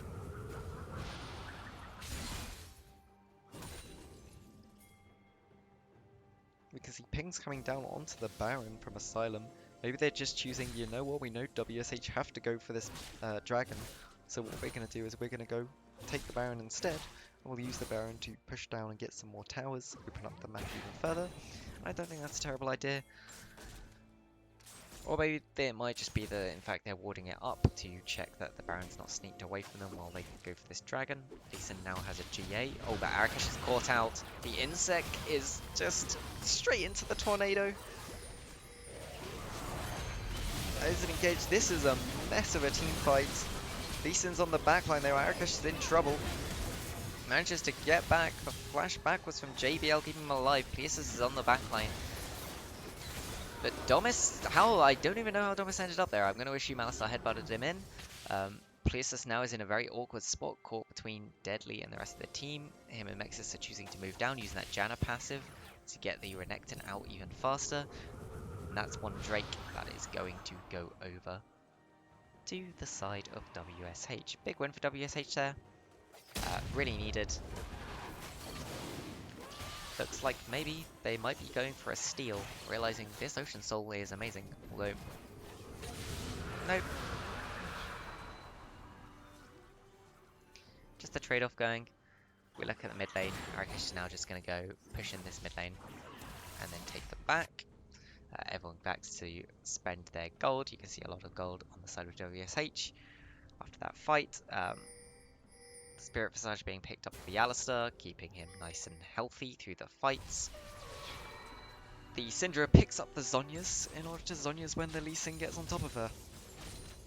It was a very nice setup, going from the side of Asylum, just a bit of a botched execution with the Lee Sin kick into the Janna Tornado, meaning that the kick did not get the full length off of it.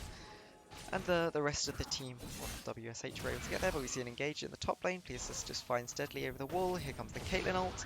Here comes a well-placed tornado, forcing Deadly's flash. But here comes the rest of WSH. They're looking for a fight here. They feel stronger.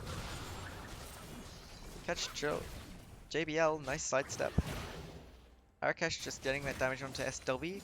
It's worth noting, the gold difference is slightly larger right now because the passive from the GA is down.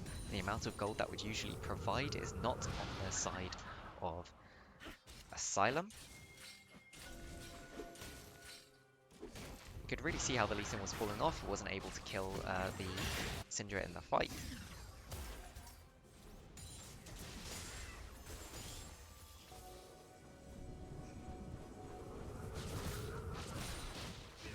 And they're just going for vision over the whole map here at the side of Asylum. And here comes the Alistar to just get some of that vision back. I do find it strange that Therion is still taking all of his buffs, not yet choosing to give the buffs to either of his carries. I do understand that he's down a lot of XP, but at this point you're not going to catch up with the Lee Sin. Just give the buffs to your carries who can use them better than you. You should be building tank anyway, which you are doing, so at this point the more gold you get is, again, it's not worth all that much.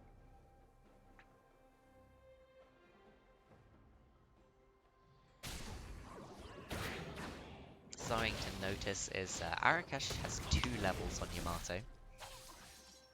That is a very big difference. We've got a level advantage on JBL over Domus as well. Pleosus does have the level advantage on Deadly, and of course there's a big level advantage for SW over Faerun. But it's really important on this Syndra, where as she maxes her abilities out, she gets these extra points, and 16 is such a massive breakpoint for her. It gives her that extra range on her ultimate, so she doesn't have to be quite as in danger to use it. And also getting closer to finishing off all of her abilities. Warakash is in a bit of an awkward spot here. SW does get the Resonating Strike, but chooses not to follow up after it. And there we go, there we go. We see the red buff going over to JBL finally. And I expect when the blue buff spawns, it to be given over to Arakash. SW still just farming up his jungle.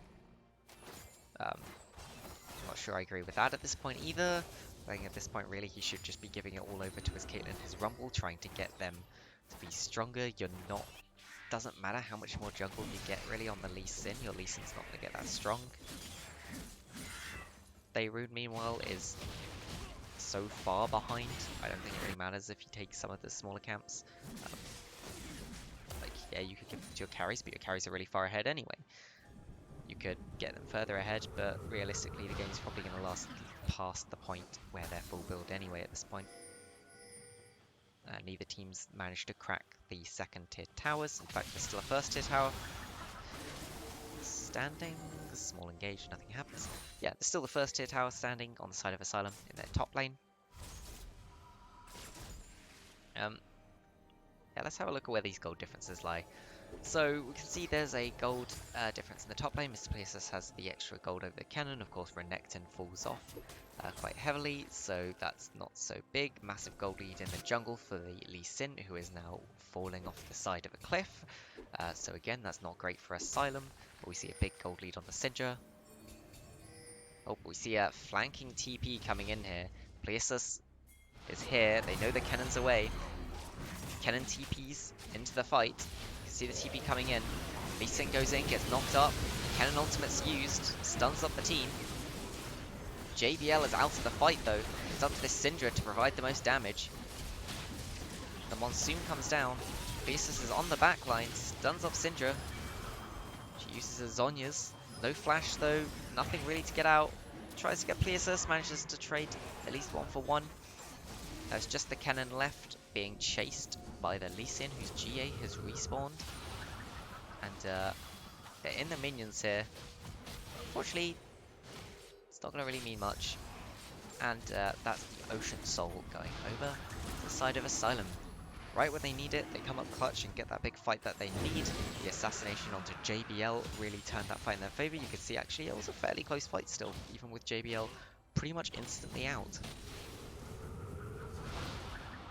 And that's the problem when your gold is mostly on these picks that don't scale very well. Doesn't matter how far ahead they're going to get, they're going to eventually fall off and they won't be as useful in the fights as the other carries.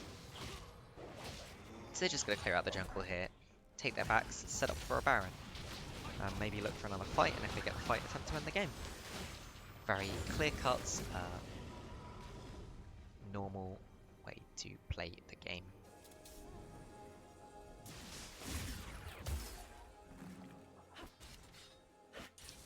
And yep, we see Zoe's going for vision on this top side of the map, trying to get some wards on and around the Baron. Realizes they don't have the pressure right now with the Lee Sin's GA backup, so it gives some very defensive wards within their own jungle to allow them to approach with some vision.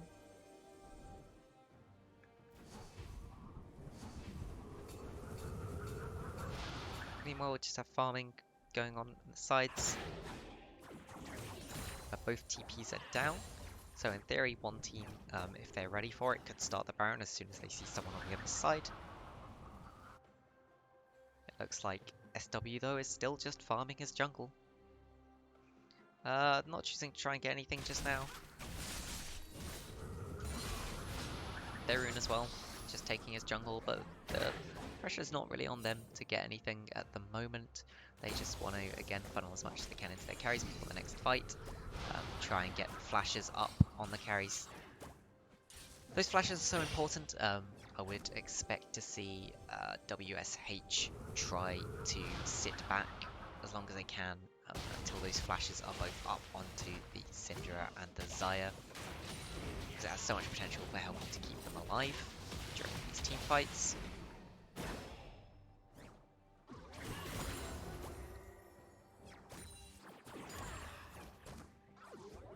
You can see just how many wards are in the Baron pit and around it just right now for WSH. They really don't want this being snuck out from them.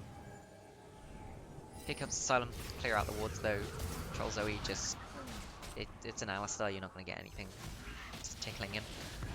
They steal a regular red buff, which is just nice. For some reason Lee Sin takes it, doesn't give it to his Caitlyn. You can see that SW is a very greedy jungler. Yeah, that's great and all, but if you want to be winning these team fights, you need your Caitlyn to get back into this game.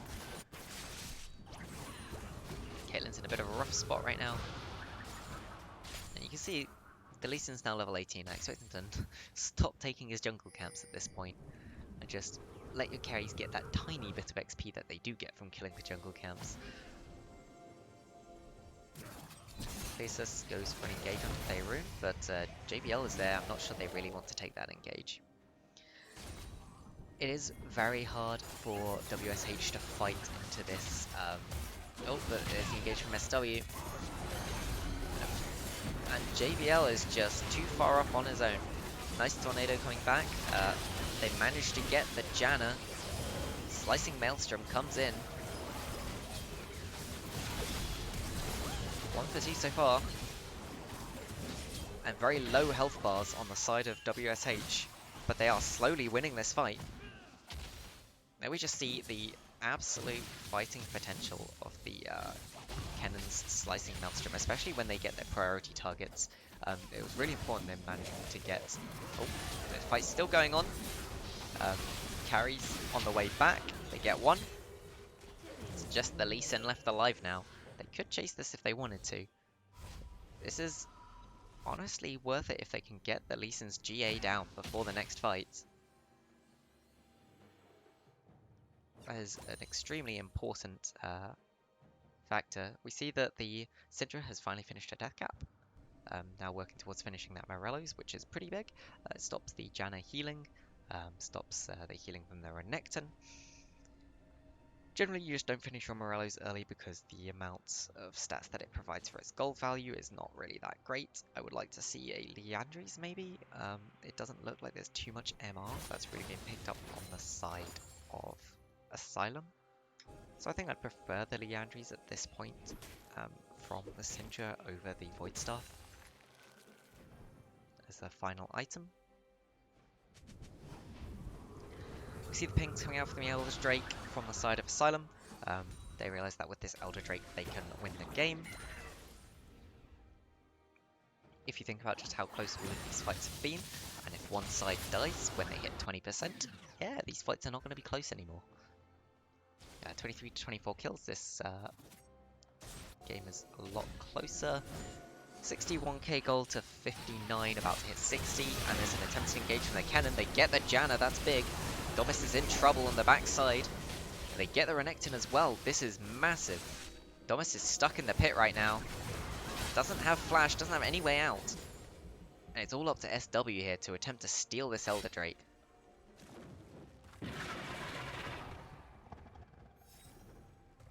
And Deadly is walking around the back.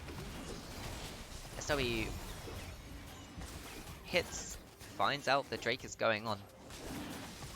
I'd expect them to hold it until they get the Lee Sin down. They're just gonna 50-50 it. I'm not sure about this. They wait for the Lee Sin's Q to wear off. Start it up again. There goes the Q again. And here we go. They push the Lee Sin away, keep him out of the pit. Very well done. And they get the Elder Drake. And they know that if they can execute the Lee Sin here, they can probably just end the game with this Elder. execute number 1. They just need to hit him as he comes out. The TP coming in for Pleasis though. They want to take this fight. They want to try and save their Lee Sin. The Monsoon used extremely early. Arakash uses the Zhonyas to get out of that. Daeron slowly losing their health. That's one dead. JBL is now just free hitting. Deadly Spikes comes in as well. They get Pleasis low enough. He's executed. Vexus is down. It's just Domus left to try and defend against this push. Yamato also will probably come, have to ult the wave.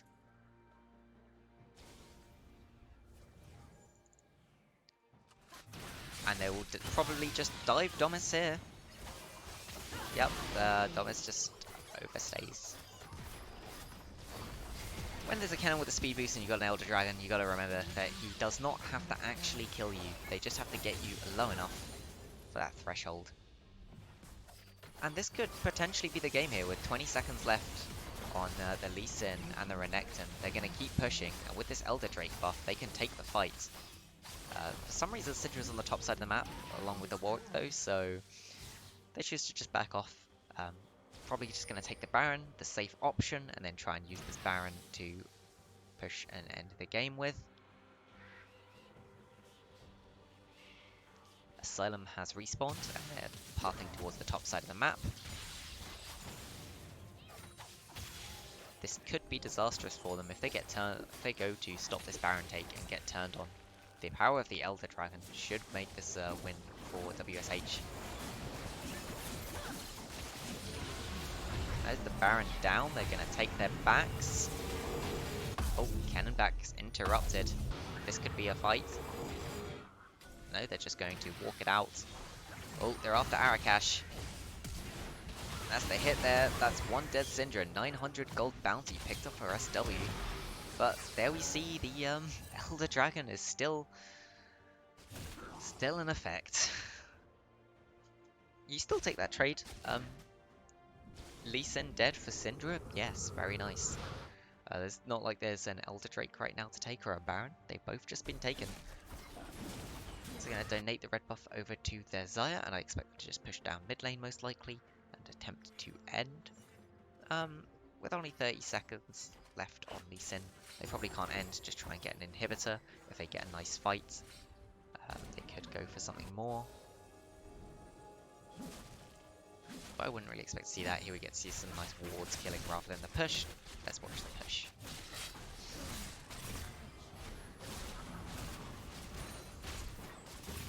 Just trades going off. These Baron minions extremely tanky.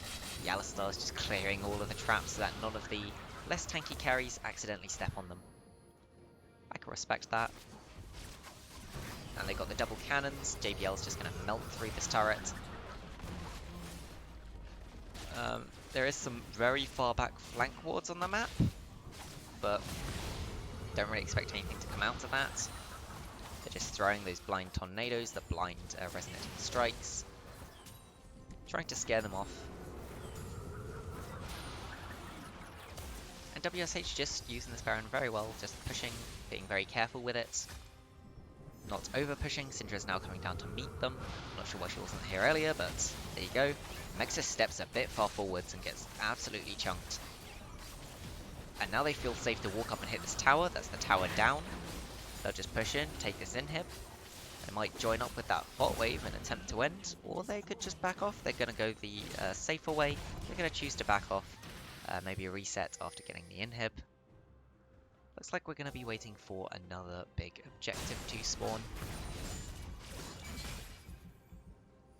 They move up towards the top wave. They're going to push in this wave, take the final outer turret that they never got before.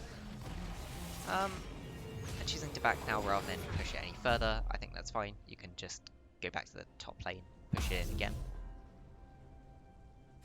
And you don't necessarily need the red buff to do it. Full builds on Syndra and Xayah. They're not going to be getting any stronger because we cut their boots for something else, but there's not too much on that. You've got a Locket now on your Alistar, and you've got the Barney Cinder. That's a lot of extra sort of damage power on him. Your cannon's working towards his final item, probably a Void Staff. Syndra did go Void Staff in the end. When you've got a Maw now on your Lee, Death Stance on Renekton, Hex Drinker picked up by Caitlyn. Yeah, the Void Staff does make itself worth it at this point in the game.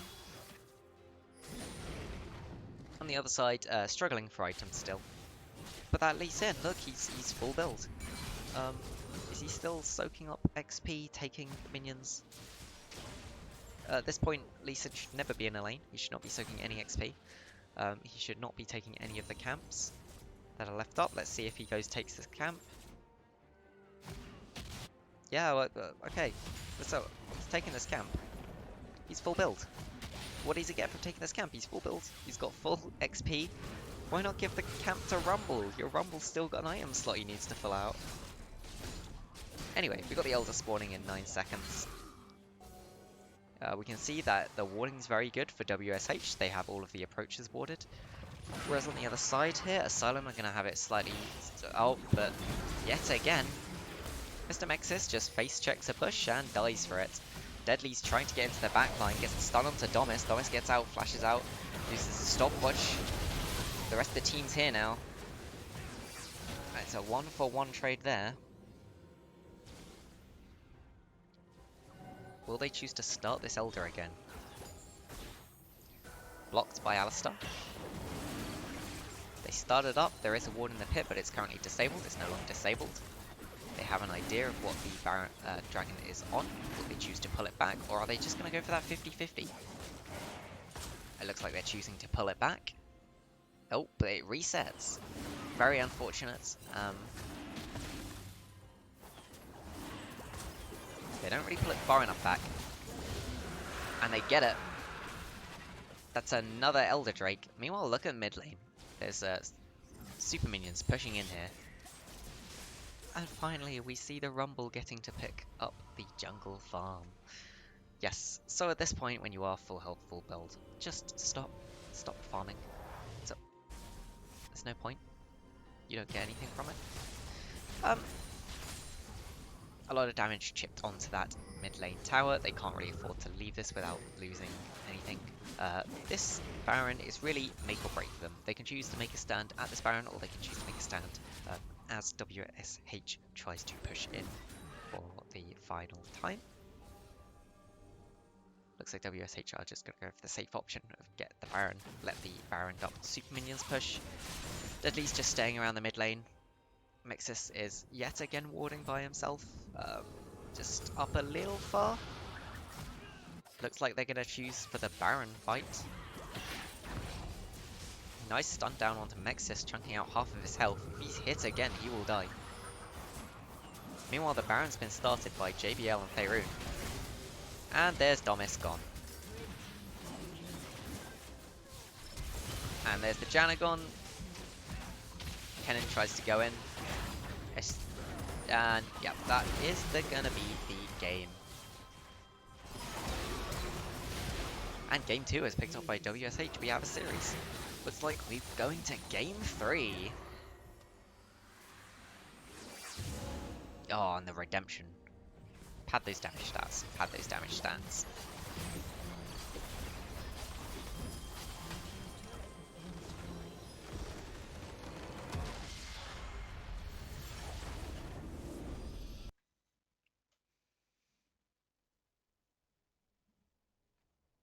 Okay.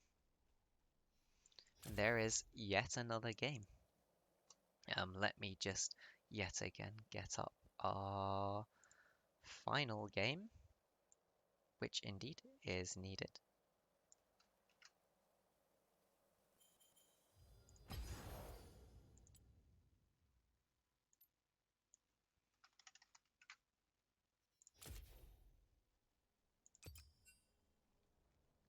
So here we are in our final game.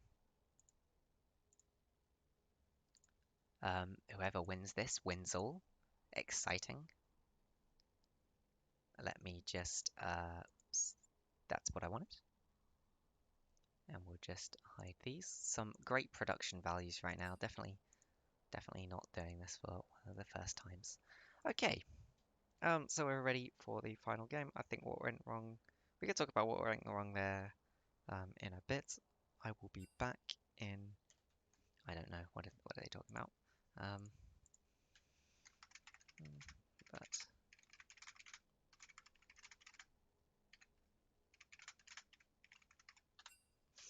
I will be back in just a second. Entertain yourselves with looking at this amazing matchup lineup.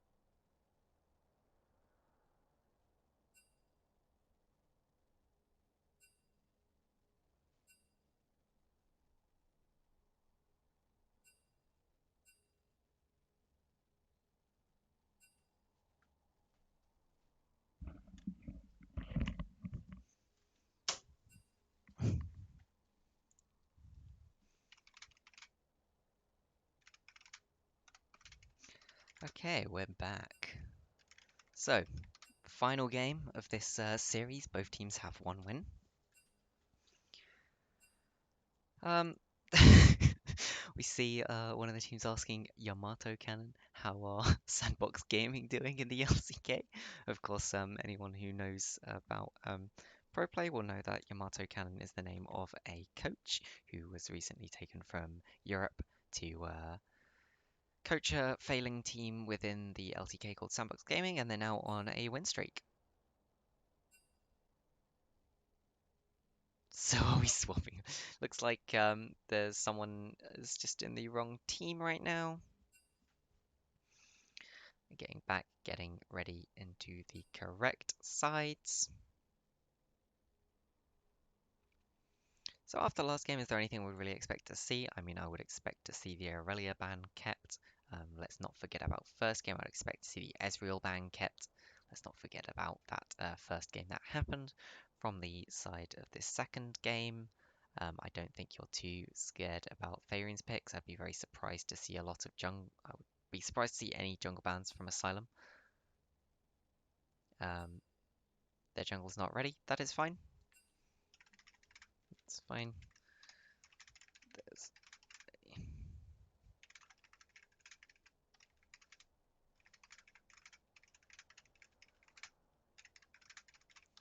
Yep, it's fine that the jungle's not here yet because there's a 5-minute break you're allowed to use between each game, of course, because people are not robots. We need to drink, we need to eat, we need to go to the lavatory, and it's quite possible that he's just gone to get a drink and go to the toilet. So we'll resume as soon as he gets back.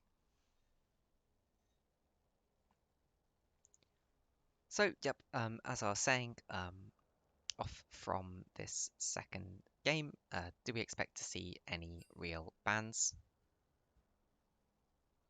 If you ban Zillion, we will ban Xin Zhao.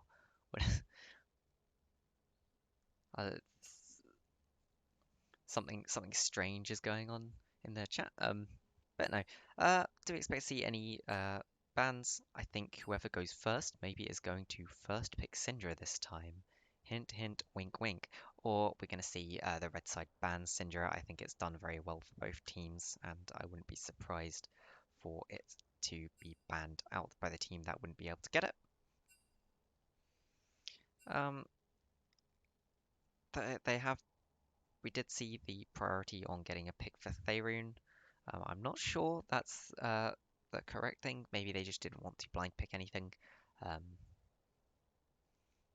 but yeah, I wouldn't be surprised there. You can also, obviously, it seemed like banning out Mexis was very good for you. I would not be surprised to see that again, or the priority on Mexis's pick being put up by Asylum. Uh, him not having the Soraka or the Lulu seemed to hurt them. So I think they should put a bit higher priority pick, especially if they're just always going to pick one of these three enchanters. I don't think the Janna was looking that good for them. You could also just straight up ban out some of that. The Renekton into the Kennen matchup I think is fine. I don't think there's anything particularly ban-worthy there. Maybe if you're the side of Asylum, you don't really like the Kennen and the amount of disruption it was providing, so you could ban that out as well. If you want to really focus on those bot lane bans, you could get rid of the Xayah, but I think considering how JBL has now shown up on both Ezreal and Xayah, I don't think there's anything you really...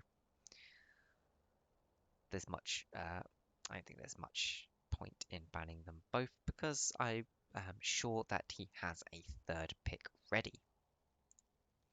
And in fact, looking at JBL's pick list, we can see that he plays a lot of Ezreal. He's played a lot of Varus with a high win rate. That could have been lethality. He plays a lot of Kate, Tristana, Xayah. His games on Sivir, Ashe, Kennen. Like, this guy can play a lot of champions. I'm not sure what the actual benefit of banning him out will be.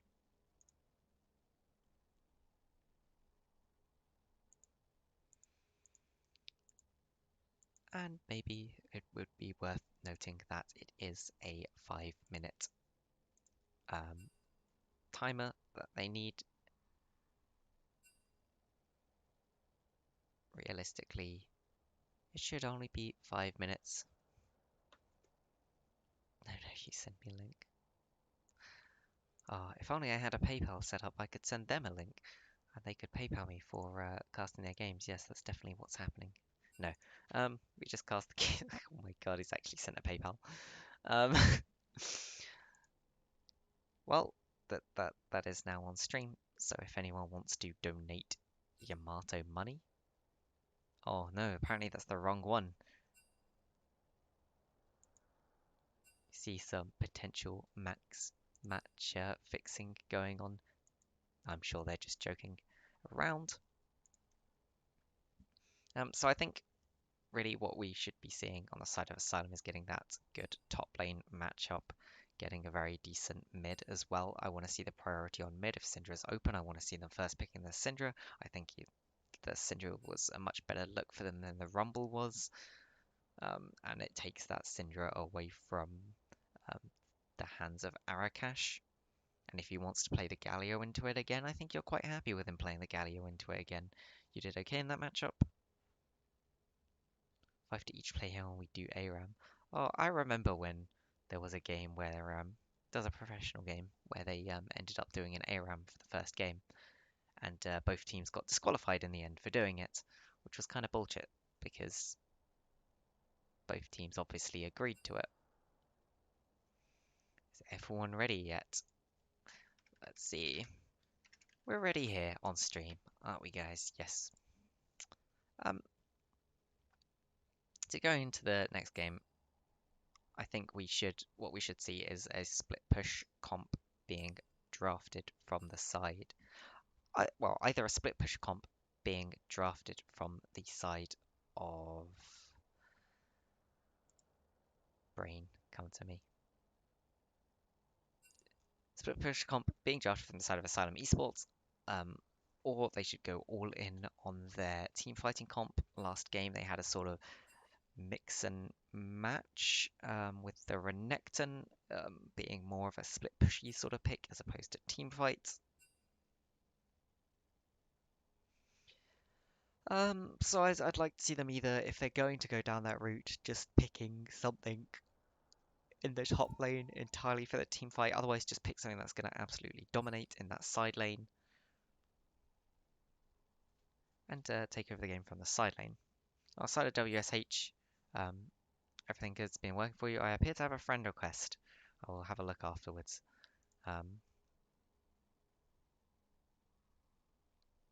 Yeah, so on the side of WSH, I want to see them drafting just another big team fight team. Try and get that mid lane ahead. I think that looks really good for you. Even though the Rumble was getting the kills, you still had that pressure in the mid lane. So really get your mid lane ahead. Get that top lane again, where you're not just getting smacked in because you're playing Ornn into Irelia, and it looks like you're not the most acquainted with playing the matchup. So I think that's what should happen. You might also want to consider leaving the Irelia up if you think you can play, say, Kled into it, leaving the ban until the last ban, trying to force them to ban out their counters to Irelia.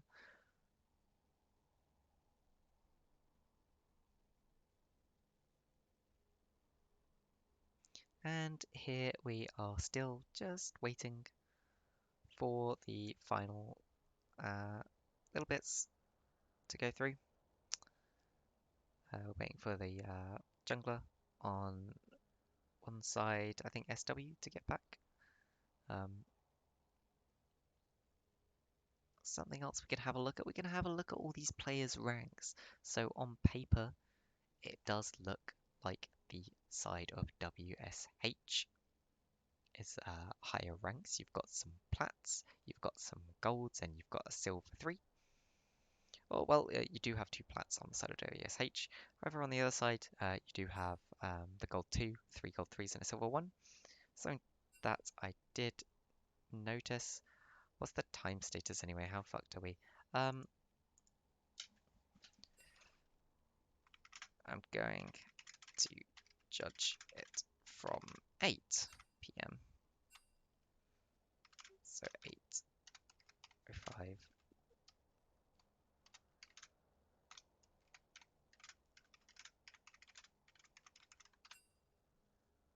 Uh,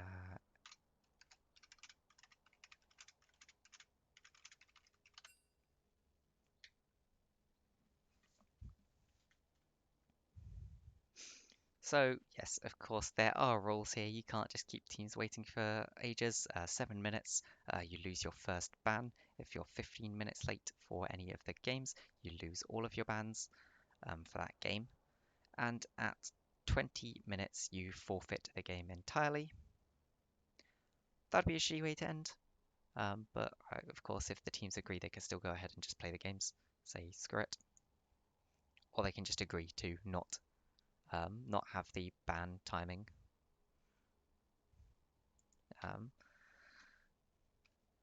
But we'll see how this plays out. Hopefully, the jungler comes back sometime soon, and we're not just sitting waiting.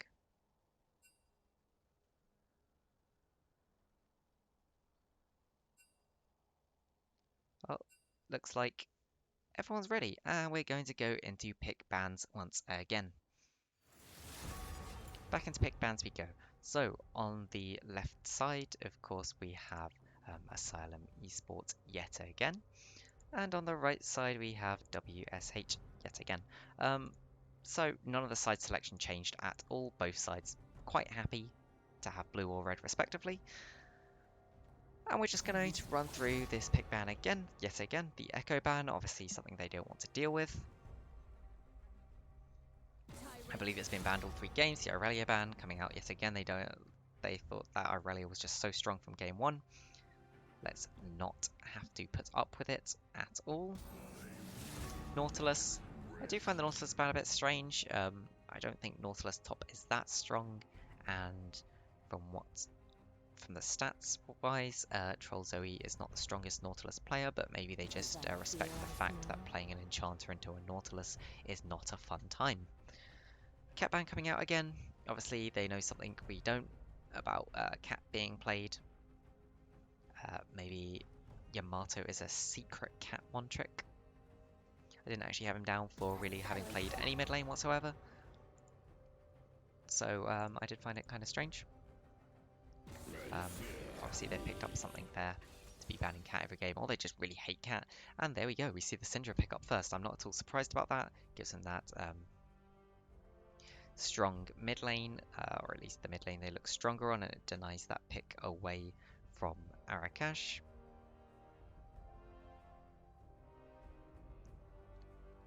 What the frick? Yimit Giga Smurfs on cat.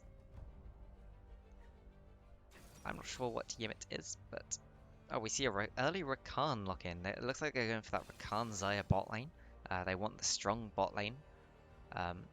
Choosing not to pick up the Ezreal even though it's open this time. So they really feel like they can win through this bot lane. It'll be interesting to see what they choose to pick into the Syndra. We see a Kai'Sa pick up. Kai'Sa's not a very lane dominant one. They're just going to try and neutralize this as much as possible. And of course they're going to... Soraka's open. They're going to lock in the Soraka this time, try and avoid it being banned out on the second phase. I think a good pickup here would be to pick the top lane.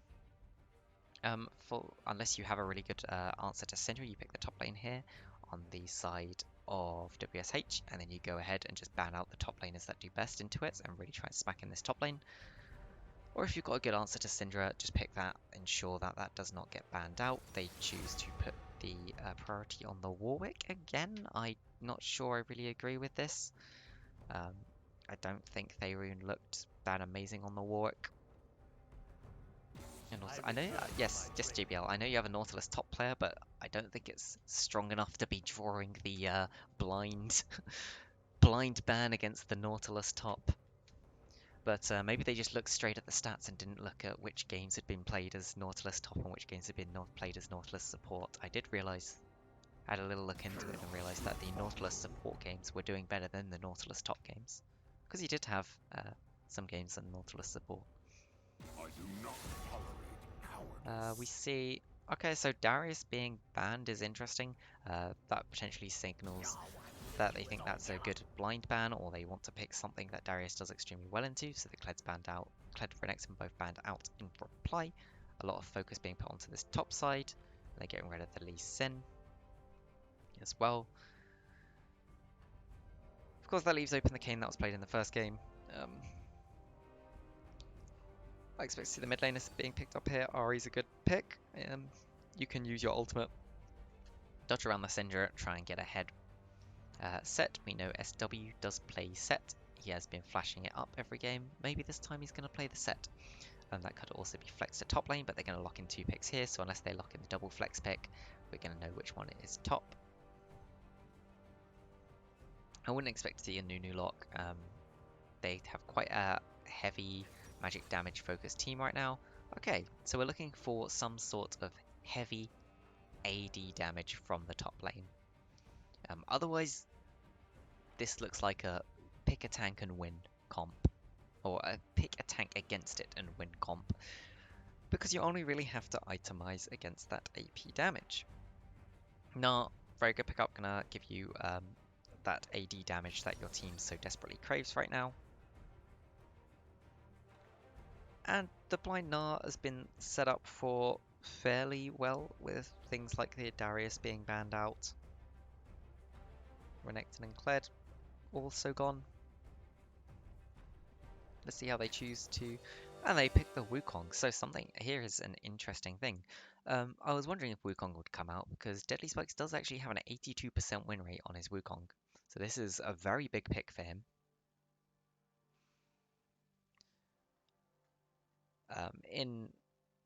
Whereas the Gnar is much further down on the pick list for Pleasus in terms of his top laners. So we'll get to see how this matchup plays out. I think the top lane is going to be quite important here. Both of these top laners bring very big team fighting potential. There is a bit of an issue on the side for the Gnar in that you need to build somewhat tanky, but you also do need to do a lot of damage. Otherwise, the enemy Warwick and the rest of the enemy team is just going to pick up a bit of MR and laugh at your team. Otherwise, should be interesting to see. Of course, last time the Syndra was taken by Yamato, we had Arakash on the Galio, which was nowhere near as good at punishing.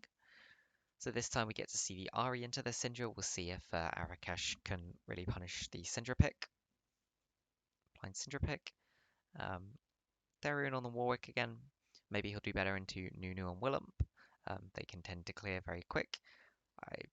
If this is an AP Nunu, we again have a team with not much of a front line for the side of Asylum. While it did work out,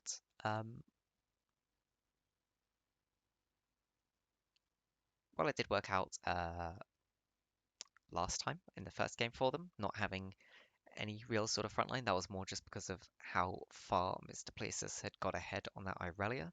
It's kind of worrying for them. They've drafted this very sort of team fight centric team, where their front line is a Nunu and a Na, who's going to have to proc his Mega to really be able to frontline effectively. On the other side, though, there's also not a very good front line. These are both two sort of almost team fighty comps that don't want to team fight. I would say actually WSH looks more like a split push comp. You can split push on the Wukong, you can split push safely on the Ari as well. And you can just have Warwick meeting in the mid lane with Zaya Rakan in order to stay alive and keep that mid lane central and safe. Of course, we're waiting still for the spectator delay.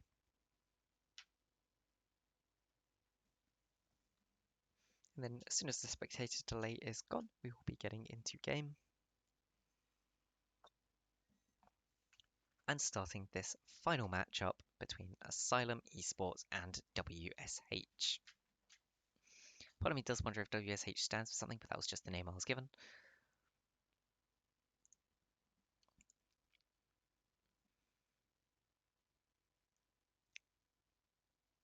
So, is there anything we would really be expecting to see? I expect there's probably going to be some Ignites coming out on the side of WSH.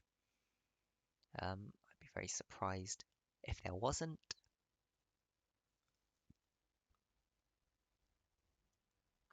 But I don't think apart from that we're really going to be seeing anything too interesting. You might see a Wukong Ignite. That's a possibility. You could see the Wukong Ignite try and get an early kill on the Na, but I don't think it's something we would really be expecting. In terms of invades, I think there's a much stronger invade potential on the side of WSH, especially with that Zaya Rakan, the extra damage that provides. But I don't think either team is going to want to invade. And here we begin to load into game.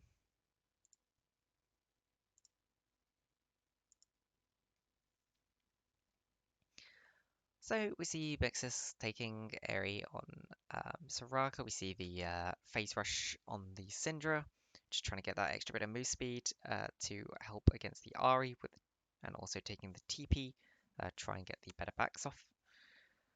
Keep that lane pressure up, the matching Zaya Rakan skins in the bot lane.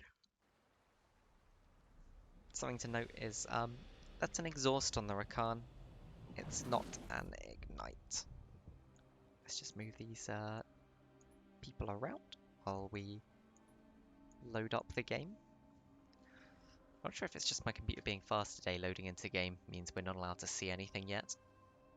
You can see that we get the timer stuck. I'm just loading incredibly fast, I guess. So here we go. When all goes dark, you'll see a fox. Follow it. Here we go into the final game. We see the Doran's shield being picked up for Deadly, of course, because he's that melee into the ranged matchup. And there's nothing really unusual about the pickups on either side here. You do have double pot, refill pot on the Nunu. You can get away with going rejuve bead on Nunu, but obviously deciding to take the refill pot instead. Troll Zoe as well has been taking the Guardian on every single support. but I think it's fine. It was definitely better on first one, and also Rakan. It's an extremely powerful rune to have. So, of course, we'll see how well these guys know how to play Xayah and Rakan together. They should be taking the W first on both of them, actually. The W allows you to get that knock up with the Rakan, and the Xayah's W procs on both Xayah and Rakan, so you get that extra early damage level 1, and you can go for the level 1 all-in and kill here, especially on someone like a Soraka who has a very low health total.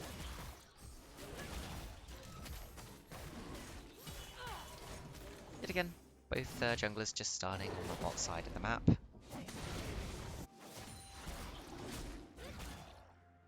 Nunu actually taking longer to finish off his buff. And we see places starting to trade onto Deadly. Xayah Rakan not getting that early trade in. They did take W first on the Xayah. And engage does hit Rakan.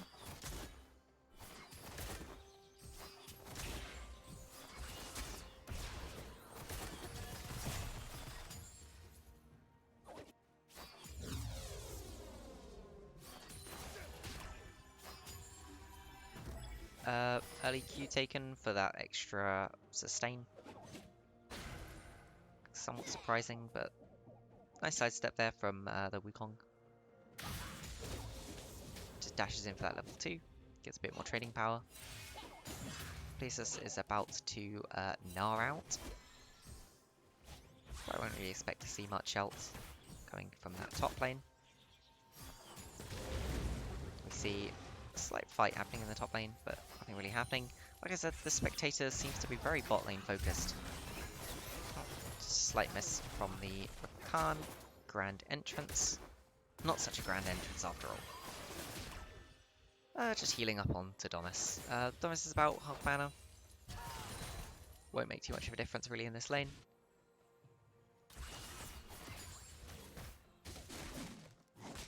So we can note is that actually this time Therun is not falling really far behind on his farming. Although yet again he's giving up the early scuttle, it seems, in favour of his Krugs. But no, he's moving down to this river. But because he started pathing up towards his Krugs, he's not going to get here in time. And that will be the scuttle gone.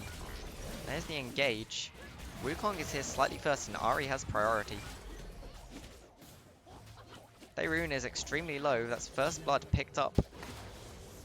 As traded back. Ahri is here, but kind of in a very awkward spot. Goes for the charm and misses. Deadly's trading onto Pleasus. That's the double kill picked up. And that is a double kill on Wukong. You're very happy with this if you're the side of WSH. This Wukong is now very far ahead. It forces the TP out of the Gnar because he has to pick up this wave. He cannot lane if he loses the wave, but because he autos inside it, he takes the entire aggro of the wave, which this early on does a lot of damage. Deadly's going back in, trying for another kill. Actually gets very close to it. Rakan attempting to dodge. JBL just dodges around the side there, but the knock-up happens still. Bit surprised about that knock-up happening, and JBL is just going to fall. I don't feel like the knock-up from the... Yeah, I'm not really sure how he got knocked up there.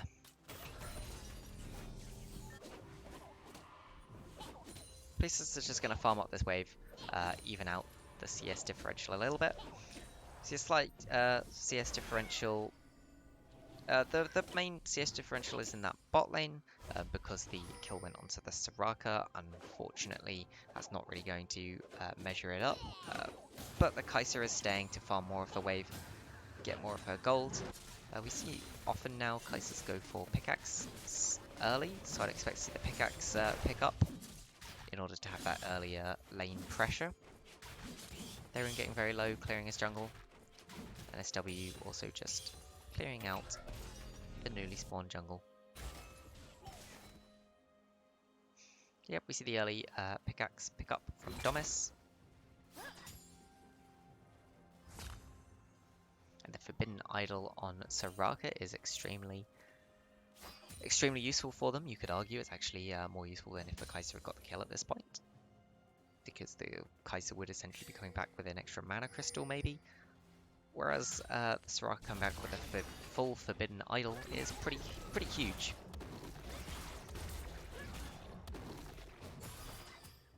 And both junglers just content to farm it out this time. SW did get that gank off on the bot lane, of course. And there was the fight in the scuttle. Apart from that, not much happening. Looks like SW's coming in for the gank on mid lane. Here comes the snowball. Ahri's ult is up. She should not die here. Ult into the snowball. What was... Okay. A major misplay there from Arakash. Maybe was not looking or had camera panned downwards, did not know Nunu was coming in. That death is extremely important. I wouldn't be surprised to see a dragon started, but it looks like they're going to 4-man gank the bot lane. Troll Zoe might need to block this for JBL. But no. Snowball's not quite quick enough. It looks like their prize might be their favourite thing, that first Drake Mountain Drake. I think we might have had a first Drake Mountain Drake in every game now. Looks like Therion might decide to go for a steal here. I'm not sure it's really worth it. The TP's coming in, they're going to take the fight. And that's Yamato already dead. They've got the stun on the Soraka, flash into the pit. And they kill it and they get the Drake. That's a major win there for the side of WSH. Places, of course, having to use the TP to get back to lane means he can't also TP down. And SW is not able to burst that dragon down far enough to get the smite off. This is really big, especially when you're up against... when you have a team which will probably not be building too much defenses. This is where the Mountain Drake really shines, because the defenses have diminishing returns. So when you don't have much, that extra 1 or 2 really makes a difference. But if you already have 50, that extra 10 doesn't. Oh, and there's the Gnar into the wall. Deadly decides to engage. Does he actually win this? It looks like Deadly's bitten off more than he can chew, but Please jumps into melee range and picks up the kill. Deadly just, yep, not watching the Gnar bar there. And that's an engage by Troll Zoe. Kill picked up. Syndra's going in, but gets interrupted by Ahri. A very nice charm to interrupt that TP.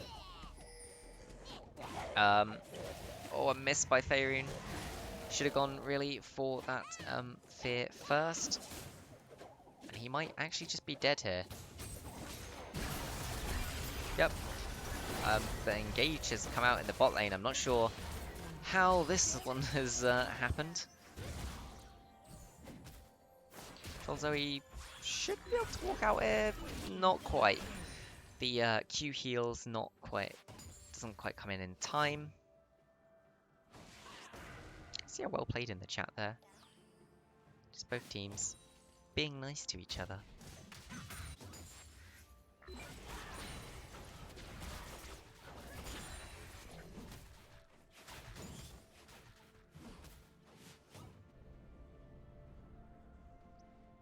So yeah, we mentioned the thing about the emotes are technically not allowed to be used in this league, but I always think it's kind of dumb. Professionals are allowed to use emotes.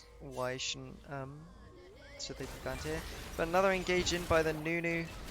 And the ult from Arakash just... I think he ulted there, was just too late.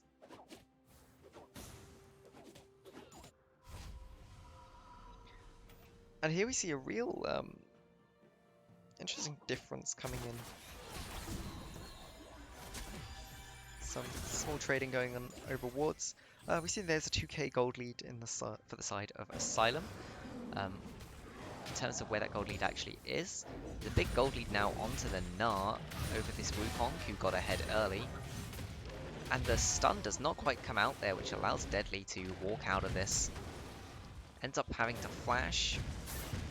Ooh, but the final Q comes down. Places is fishing for this kill. Deadly realizes he has to get under the turret to stand a chance. But that's the kill picked up by Places, and he's really gonna smash in this lane now.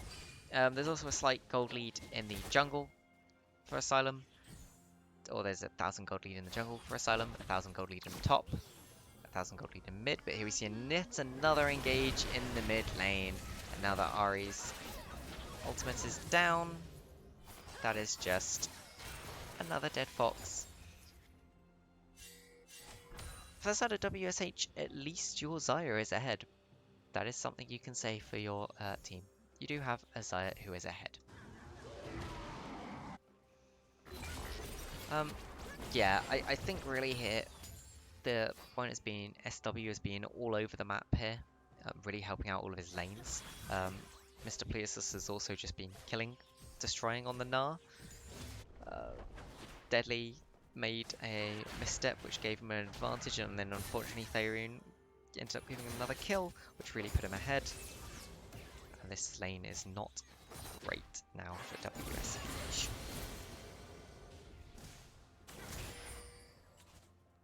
Your Ahri is now also so far behind that she's really going to struggle. It's like she's deciding she's going to try and finish the Ludens before buying any boots.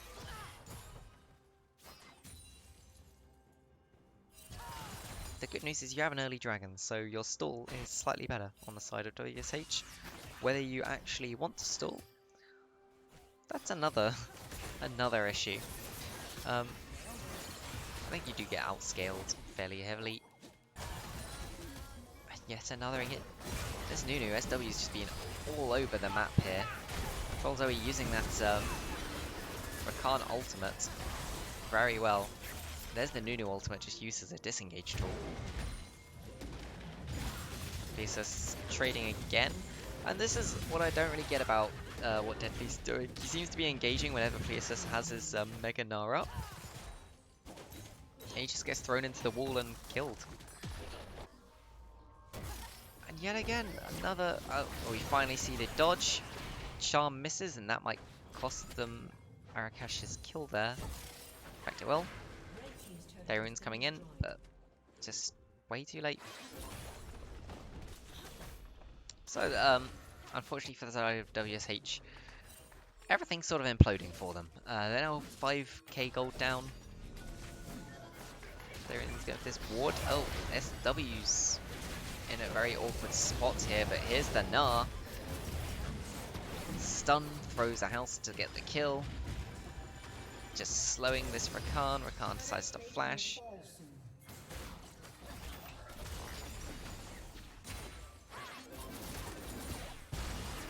Push the mid lane in, but that's a Dragon gone, and unfortunately it's an Ocean Drake. The thing I'd be interested to see is if Deadly's deciding to try and freeze this top lane. No, he's not. He's decided he's going to push. So something you can often do here is if you lose an early turret, you can decide to freeze the lane. And that forces your enemy laner to walk really far up if they want to try and CS it, and puts them in a very dangerous spot where your mid and your jungle can just come up and kill them anytime they try and contest it. And they sort of usually end up walking around the map not sure what to do, and they don't really get XP, and they're losing out waves of XP, waves of gold. You can get essentially about 400 gold's worth per wave, just because of the amount of extra XP they're missing out on as well. But we don't see the freeze coming out on the top side. The Trinity Force is finally picked up from the Wukong, he's doing that first power spike. But on the other side you can see there's a Cleaver and a Frozen Mallet for the Gnar. This is one very tanky Gnar who's going to deal a lot of damage. WSH right now just sort of need to stop the bleeding, get sort of back into this game, wait for Iron Spikes, but yet another engage in the bot lane. WSH is very fast right now. He's got the Predator on his boots. He's built the, I believe it's the Cinderhulk variant. Yes, he has. So he's going for that tankier build, and I think that's very good. It gives them a sort of front line to stand behind as well as the Gnar. You can see in the mid lane here, Syndra's up full Sork shoes on this Ahri. There's not too much in WSH's favour right now. 6k gold down. Gold deficits in every lane except bottom. In the bottom lane, they do have a healthy gold lead of about 700. Looks like Thayerun really wants to try and get this bot lane further ahead. But he just clears the ward. in a bit of a dangerous spot here. Rift Herald picked up on the other side of the map. See it's donated over to the Gnar. Looks like he might just go mid, plop it down, get that mid tower, really open up the map. Make it a lot harder for the side of WSH to move around. Let's move to this mid lane where the actual interesting stuff is happening. But Places decides not to put it down. He should have been spotted walking through there. They should know he's on his way bot lane. He's chasing Thayrune through his jungle. So this is kind of what you get when you freeze a lane against someone, is they're not quite sure what to do. The lane is not even frozen, but he didn't really want to walk up to try and CS it, so he's walking around the map trying to find a good place to put it down. Deadly Spikes goes for that engage onto the Nunu, uses the second ultimate to knock him out. Just hitting him down, will he get this kill? Nunu tries to W away, and the Soraka ultimate coming in just to save Nunu's life. The Herald is used in the bot lane to just open up this tower. It means you can realistically move your bot lane out of here now, which does get them out of this horrible matchup that they're losing. They're going for the second push. Looks like they're just going to try and get as much as they can off of this Herald. Got backing out. I think I would have preferred to see it used in the mid lane. Although you're winning the mid lane and slowly chipping down the tower, it really helps you out if you open that tower up and open up the rest of the map.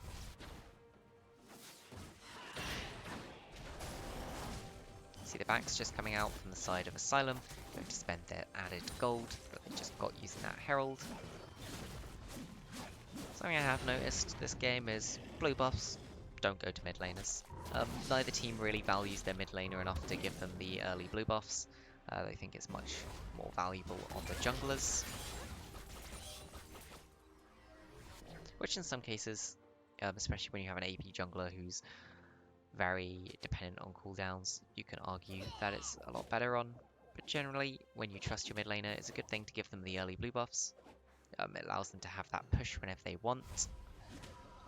It allows them to poke out the enemy mid laner, gives them the extra cooldown reduction, which is so impactful early on, especially on those mages. You see just vision control coming down on this bot side of the map. Setting up for this Cloud Drake, and there we get a perfect view of Thayrune going to his Krugs when the Cloud Drake's spawning. Looks like WSH are going to choose to give up this Drake.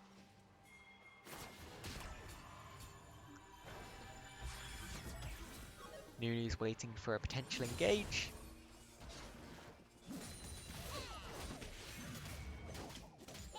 And here we see Places just pushing Thayrune out on top side. Thayrune takes a very greedy path. Ults. But it's just dead here. And now Deadly's forced to come and try and help him, but that's the Gnar. And that's probably a dead Wukong. That is one dead monkey. Flashes into the bush to get away from the auto attack. Doesn't quite manage to dodge the Q from Pleasus. And quite frankly, WSH are just getting outplayed here, all around the map. Arakash ults to the side, misses a charm again. Pleasus jumping forwards to pick that up. Nunu engage. Yeah, this is one of those games where if it's the first one in this series, you sort of say, okay, we screwed up this game. Let's think about how we'll win the next game. As it's the last game in the series, you now have to think to yourself, okay, we screwed up this early game. How do we stop this bleeding? How do we stall out this game long enough that we can actually stand a chance against them? And yeah, that's going to be hard for you now. With both your mid towers gone, and all of your outer towers, there's not much you can do. Again, I think Thayrune should just not be taking jungle at this point, with how far behind he is. I think you should just be giving it to like your carries. Try and get your carries to a point where they can at least do the damage.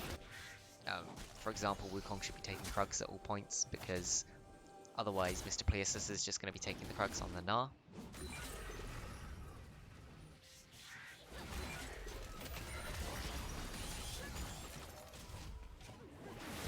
I think as well this might be a bit of Therian's problem. I've noticed he really likes going to take those Krugs, and Krugs take a long time to do.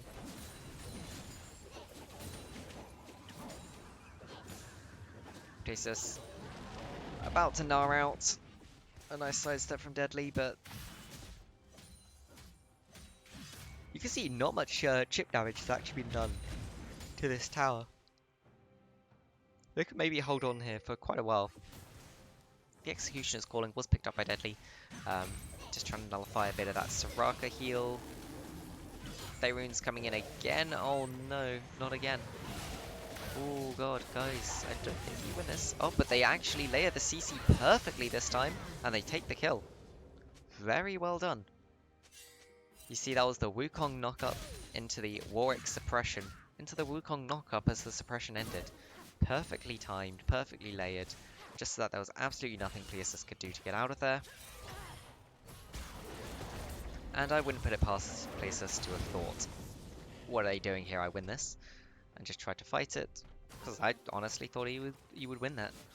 We haven't seen them layering their CC too well so far on the side of WSH, so very well done.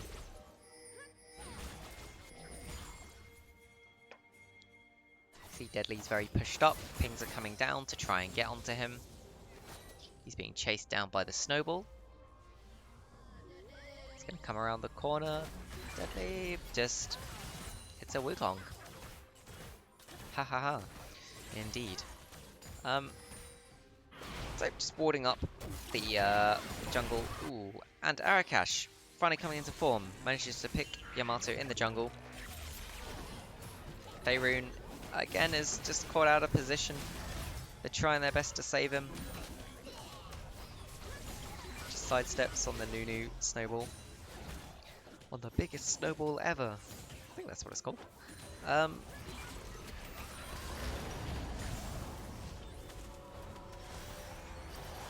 So I think they should just continue with their 1-3-1 really, side of Asylum Esports. I think you just continue with your Gnar in the top lane.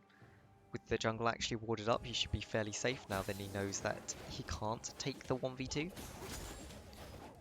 Oh, and the blue buff resets. Unfortunate, Gnar, unfortunate. You put him in the top lane, and then all rest the four of you go to the bot lane, and you just force that tower down. And they get the TP out of Deadly. This blue buff is a major objective. It's picked up. They get Therian that extra XP. And we could just be coming down in preparation for this Drake. You can see it's being pinged, but it's spawning in 17 seconds. Unfortunately, we get another Cloud Drake. How do we always get Cloud Drakes? Oh, but a nice knock-up to interrupt that ultimate. And the Rakan ultimate is huge. Gnar into the wall. Those does a lot of work. SW's on the backline. Trollzoe gets out. The Nunu is still alive, though. Is just getting out. Deadly's taking a lot of damage. Flashes away from Singers. From the Singer Balls. And, a big fight in which there is just one kill onto Soraka. A big fight in which it goes 1-for-1 in the end because of Trollzoe's positioning, and the Drake is the pickup for Asylum Esports. So, I was going to say, do you take that trade if you're WSH? Just getting a bit of extra gold, even if you have to give up the Drake and getting that one kill. When it's a 1-for-1, I don't think you want to really take that.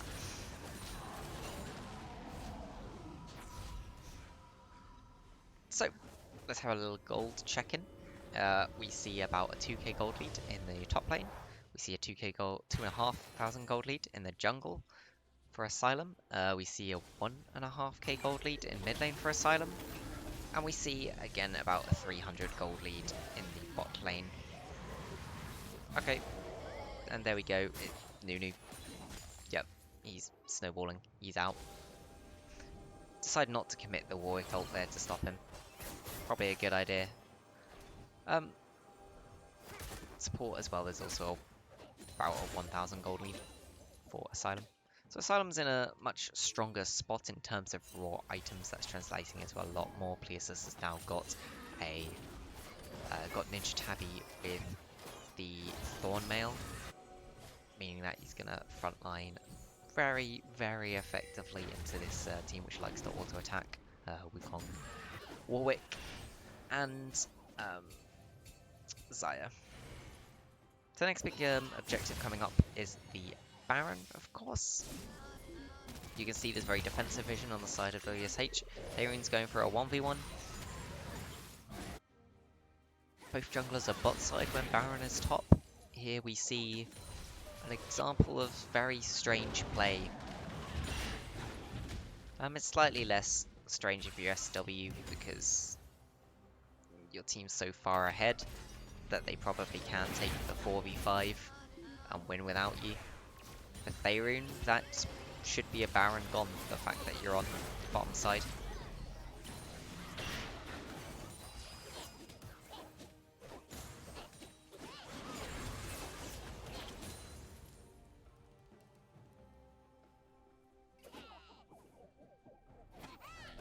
Oh, Places misses the boomerang.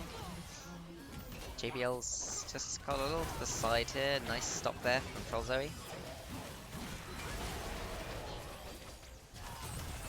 Faerun takes about half his health bar in damage, attempting to help clear that wave. But as you can see, the wave will just be cleared. You don't. You're not going to get anything by pushing in as 5. I'm surprised they've not just decided to go Baron yet. You can see the top wave is pushed right into the tower. Top tower on Asylum Esports side.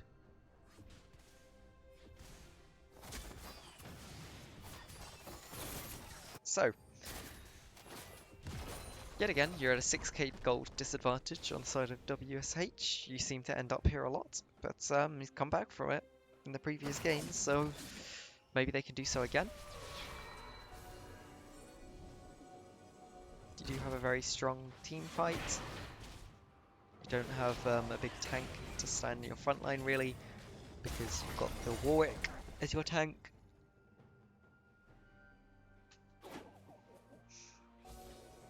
But overall it's not too bad. So I expect we'll see a big fight around this Drake. Considering it's just a Cloud Soul, it's debatable whether you really need to fight for it. You could just trade it, get the Baron. Or one team could just decide to take the Baron instead of the Cloud Soul. And honestly, I think that's correct for either team. Either team can choose to do this. Because on the side of WSH, you're just happy if you get one objective for free without you all dying. Doesn't matter which one you take. I mean, you'd probably prefer to deny them the soul and deny them the chance at the Elder, but Baron's just as good because they can't push into you while you have the Baron. And on the side of Asylum, you do like either the Baron or the Drake. You can give up one Cloud Drake, it's not going to make much difference to you, and in return for the Baron will let you push into the base. And it will let you push into the base because it's quite hard for the enemy team to clear, especially clear these Baroned up minions, especially when you're able to split push with them. But it looks like they're going to decide to go for this Cloud Drake. What do we see WSH doing? They're just going to give it up. They're going to clear out this wave. That Drake is practically already gone.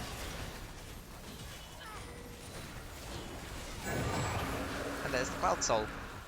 Cloud Soul for Asylum Esports. They're ping on the Baron. They realise if they haven't seen the enemy team, it's possible that they are trying to rush the Baron. That's a failure really in Asylum's vision, but there's no punish for it.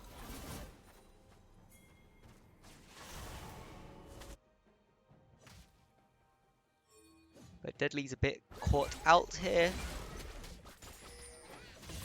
Just uses that fake clone version to get out of danger. So, we should see a big fight around Baron now. If it is got on the side of Asylum Esports, I would expect them to be able to end the game with the Baron. Arakash trying to use the ult to dodge, actually doesn't quite manage to. That's a nice trade for you if you're Asylum. You've got the Ahri ultimate down. You just take those whenever you get free ult down. And they're going for the engage here. Not sure they'll really get much from this. I think Faerun can just ult out if he really needs to. Silence is pretty big. Faerun holds on to everything he has. Zoe as well manages to get out, and that is the Syndra ultimate burnt. TP's coming into the tower. Will he make it? Deadly just manages to make it before the tower falls. And a lot has been burnt here on the side of Asylum. This could be the time for WSH to look for the fight. You know that the Syndra ultimate is down, and that is a very big cooldown being out. You know that Gnar has just used up his entire Mega Bar.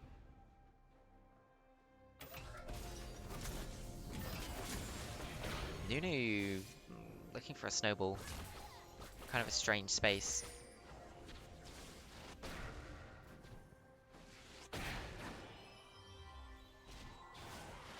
Faerun manages to interrupt Domus's back. Here we see a full 5-man push coming out from WSH.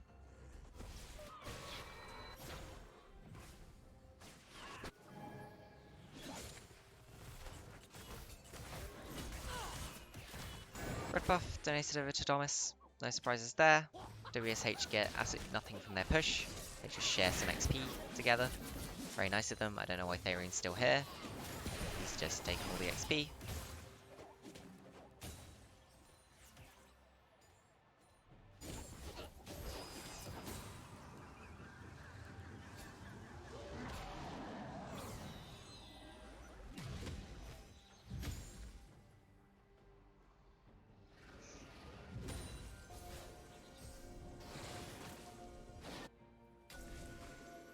And maybe a missed aggro on the Baron there that they didn't mean to do. Asylum just kind of look a little like they're not sure what they want to do. The vision is much better from the side of WSH.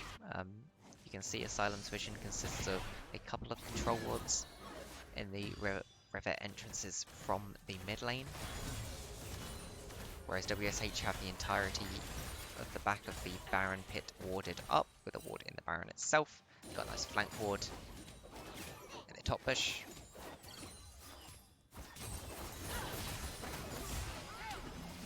Attempted engage on Pearsus. They just do a tiny chunk of damage to him.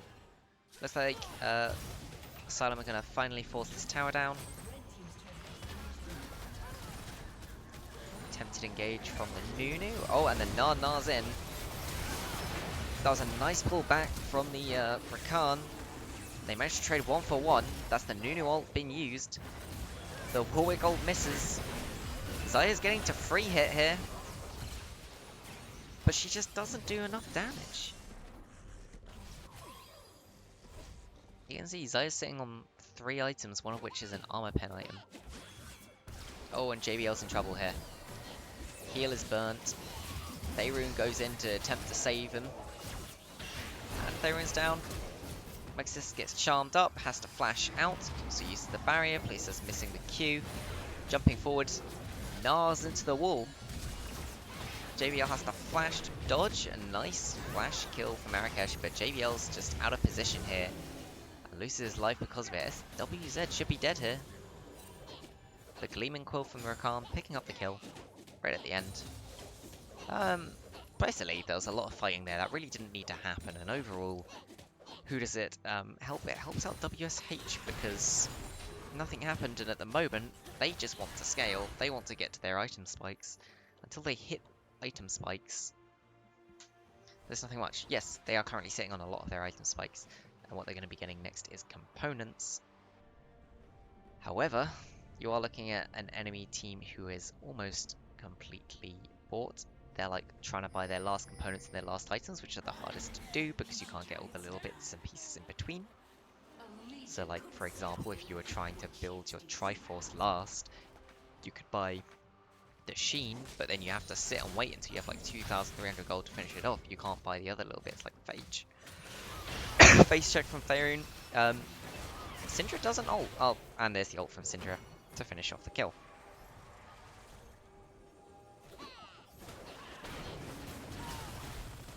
And that should be an Elder Drake. Doesn't look like there's even going to be a contest from WSH. Looks like they're running up to the Baron. This is super late. No, this looks like it's probably going to be the end of the game. They finally pull off of the Baron. They realize, actually, wait, no, we will lose if we try this.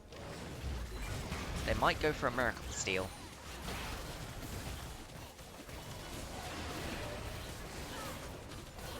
There is a chance. They have control wards in the pit. They can see the Baron. Zaya Feather goes out. And he gets the steal! Arakash gets the steal! We're still in this game. WSH aren't out yet. Of course, the Elder Dragon is on Pleasus. This is one big Gnar right now. And I think it doesn't matter what Arakash does for the rest of this game. I think simply for keeping them in this long, he would have to pick up the MVP for this side of WSH. But a nice steal coming out.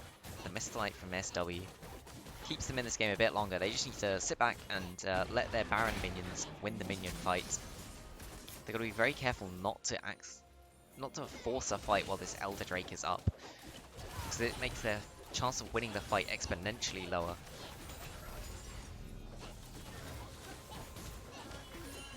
And Nunu's looking for an engage with the Snowball.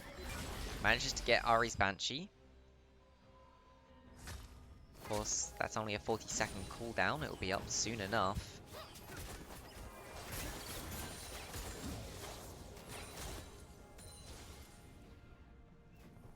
And Asylum are looking for the top lane now. Looking for this final top lane, outer tower. They should get this for free. We shouldn't see any sort of defense really come out for the side of WSH. They're just trying to wait out this Elder buff. In fact, we can see that the Elder buff is... Actually, we can't see how long's left in it, apparently.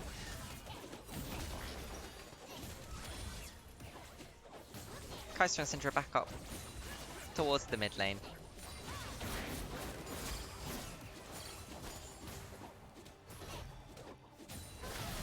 And here's the engage. It finally comes out. Thomas flashes out. They still have the Elder. WSH don't particularly want to fight right now.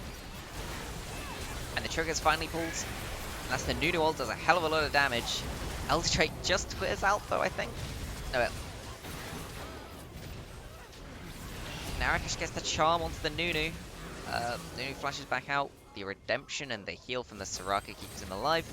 JBL trying his best, but they don't even need minions right now. Oh, and Yamato just gonna finishing off JBL. Arakash left on his own. There's no way for him to really save this now. And that will be final game, going over to the side of Asylum Esports. And Arakash tries his best. It was a fair play.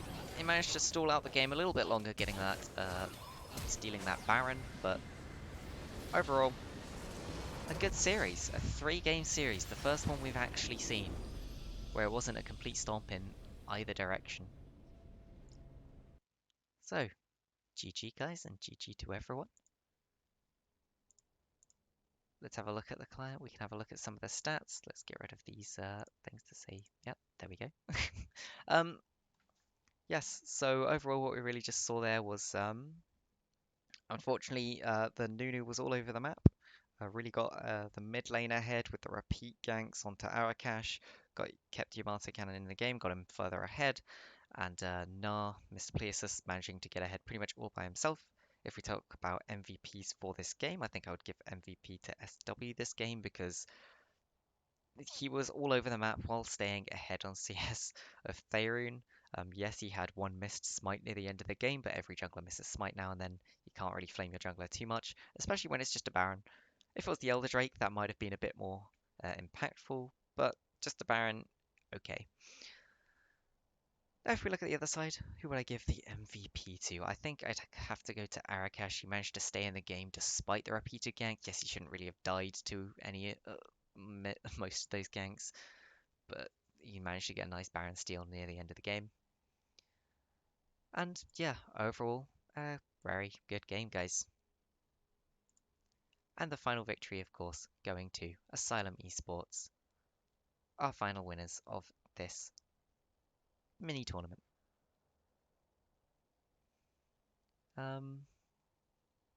Yeah, without a co-caster here, it's hard to think of other things to talk about. We can have a look at the advanced. Let's have a look at the details. Why not? Oh, you can see a lot of damage being put out from Mr. Plius there. Just the repeated, constant pokes from the autos and the Qs. Yep. On the other side, not much damage output from the Warwick. Really struggled in that game. As well as I was a bit surprised with so much priority put on the Warwick pick. I don't think it looked amazing on Therion. So I think I would have liked to have seen something else given the priority of the first round of picks. But overall, great game, guys. GG. Of course, I am your caster, Gabblit, Gavin, whatever you want to call me. I'll try and cast more games. Solo casting, oh my god, my voice was dying. Probably heard it now and then. I actually had to leave and get water at one point. Underestimated how much water I would need. But yeah, it was really fun casting, especially though trying to solo cast. Oh my god, it's so hard to think of things to say. So hard to move the camera around and try and keep it like in different places, especially when I'm not usually the one doing it all that much. And trying to like speak while you're doing it. Jung is pretty new to the game and has a limited champion pool. Yeah, that can happen, but I feel like it's one of those where I don't think his champion pool was small enough that he could get banned completely out, was it? Yeah, I mean, I've seen he's played enough in the jungle that they couldn't completely ban him out from the jungle. So I would have liked to see sort of like a top pick last there into banning the two worst counters for that top pick. Basically just plays Warwick and Volibear.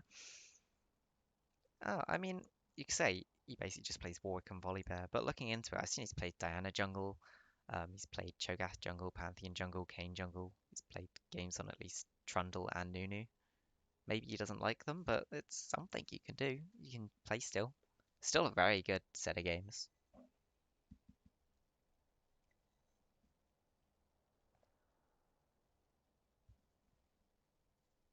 But yes. Anyway, thanks everyone for watching. We will be doing more casting streams, either here on my channel or on my co-caster's channel. She's usually the one that ends up doing the camera movement and stuff, and I do most of the strategy, looking at picks and stuff beforehand. But we'll find that out. I also do occasional VOD reviews and things like that. After the games were very insightful and helped really for Game 2. Thanks. No problem. Yeah, yeah, I do VOD reviews. I have streamed one of the scoutings before. I considered doing this one, and I was like, I really shouldn't be streaming like scouting before match happens because, yeah, it could give people like an insight into what they should be doing. Yeah. Well, thanks for letting me cast your games, guys, and asking for me to cast. Shout out to Mr. Places for asking me to cast it. I had a lot of fun, even though I was on my own for once. Yeah, and hopefully I will cast more in the future. If you want to see stuff that I do, obviously drop me a follow. Thanks, JBL, for the follow. Right on time. Perfect timing. Oh my god. Um, yeah, if you want to see more stuff that I do, just drop some follows. And now we're going to have all the follows coming in. And it's probably going to get really annoying. Nah, there's not going to be that many follows. There's 8 people watching. Yep. Thanks again for letting me cast. I had fun casting. And I will see you all guys later. Thanks, guys. See ya.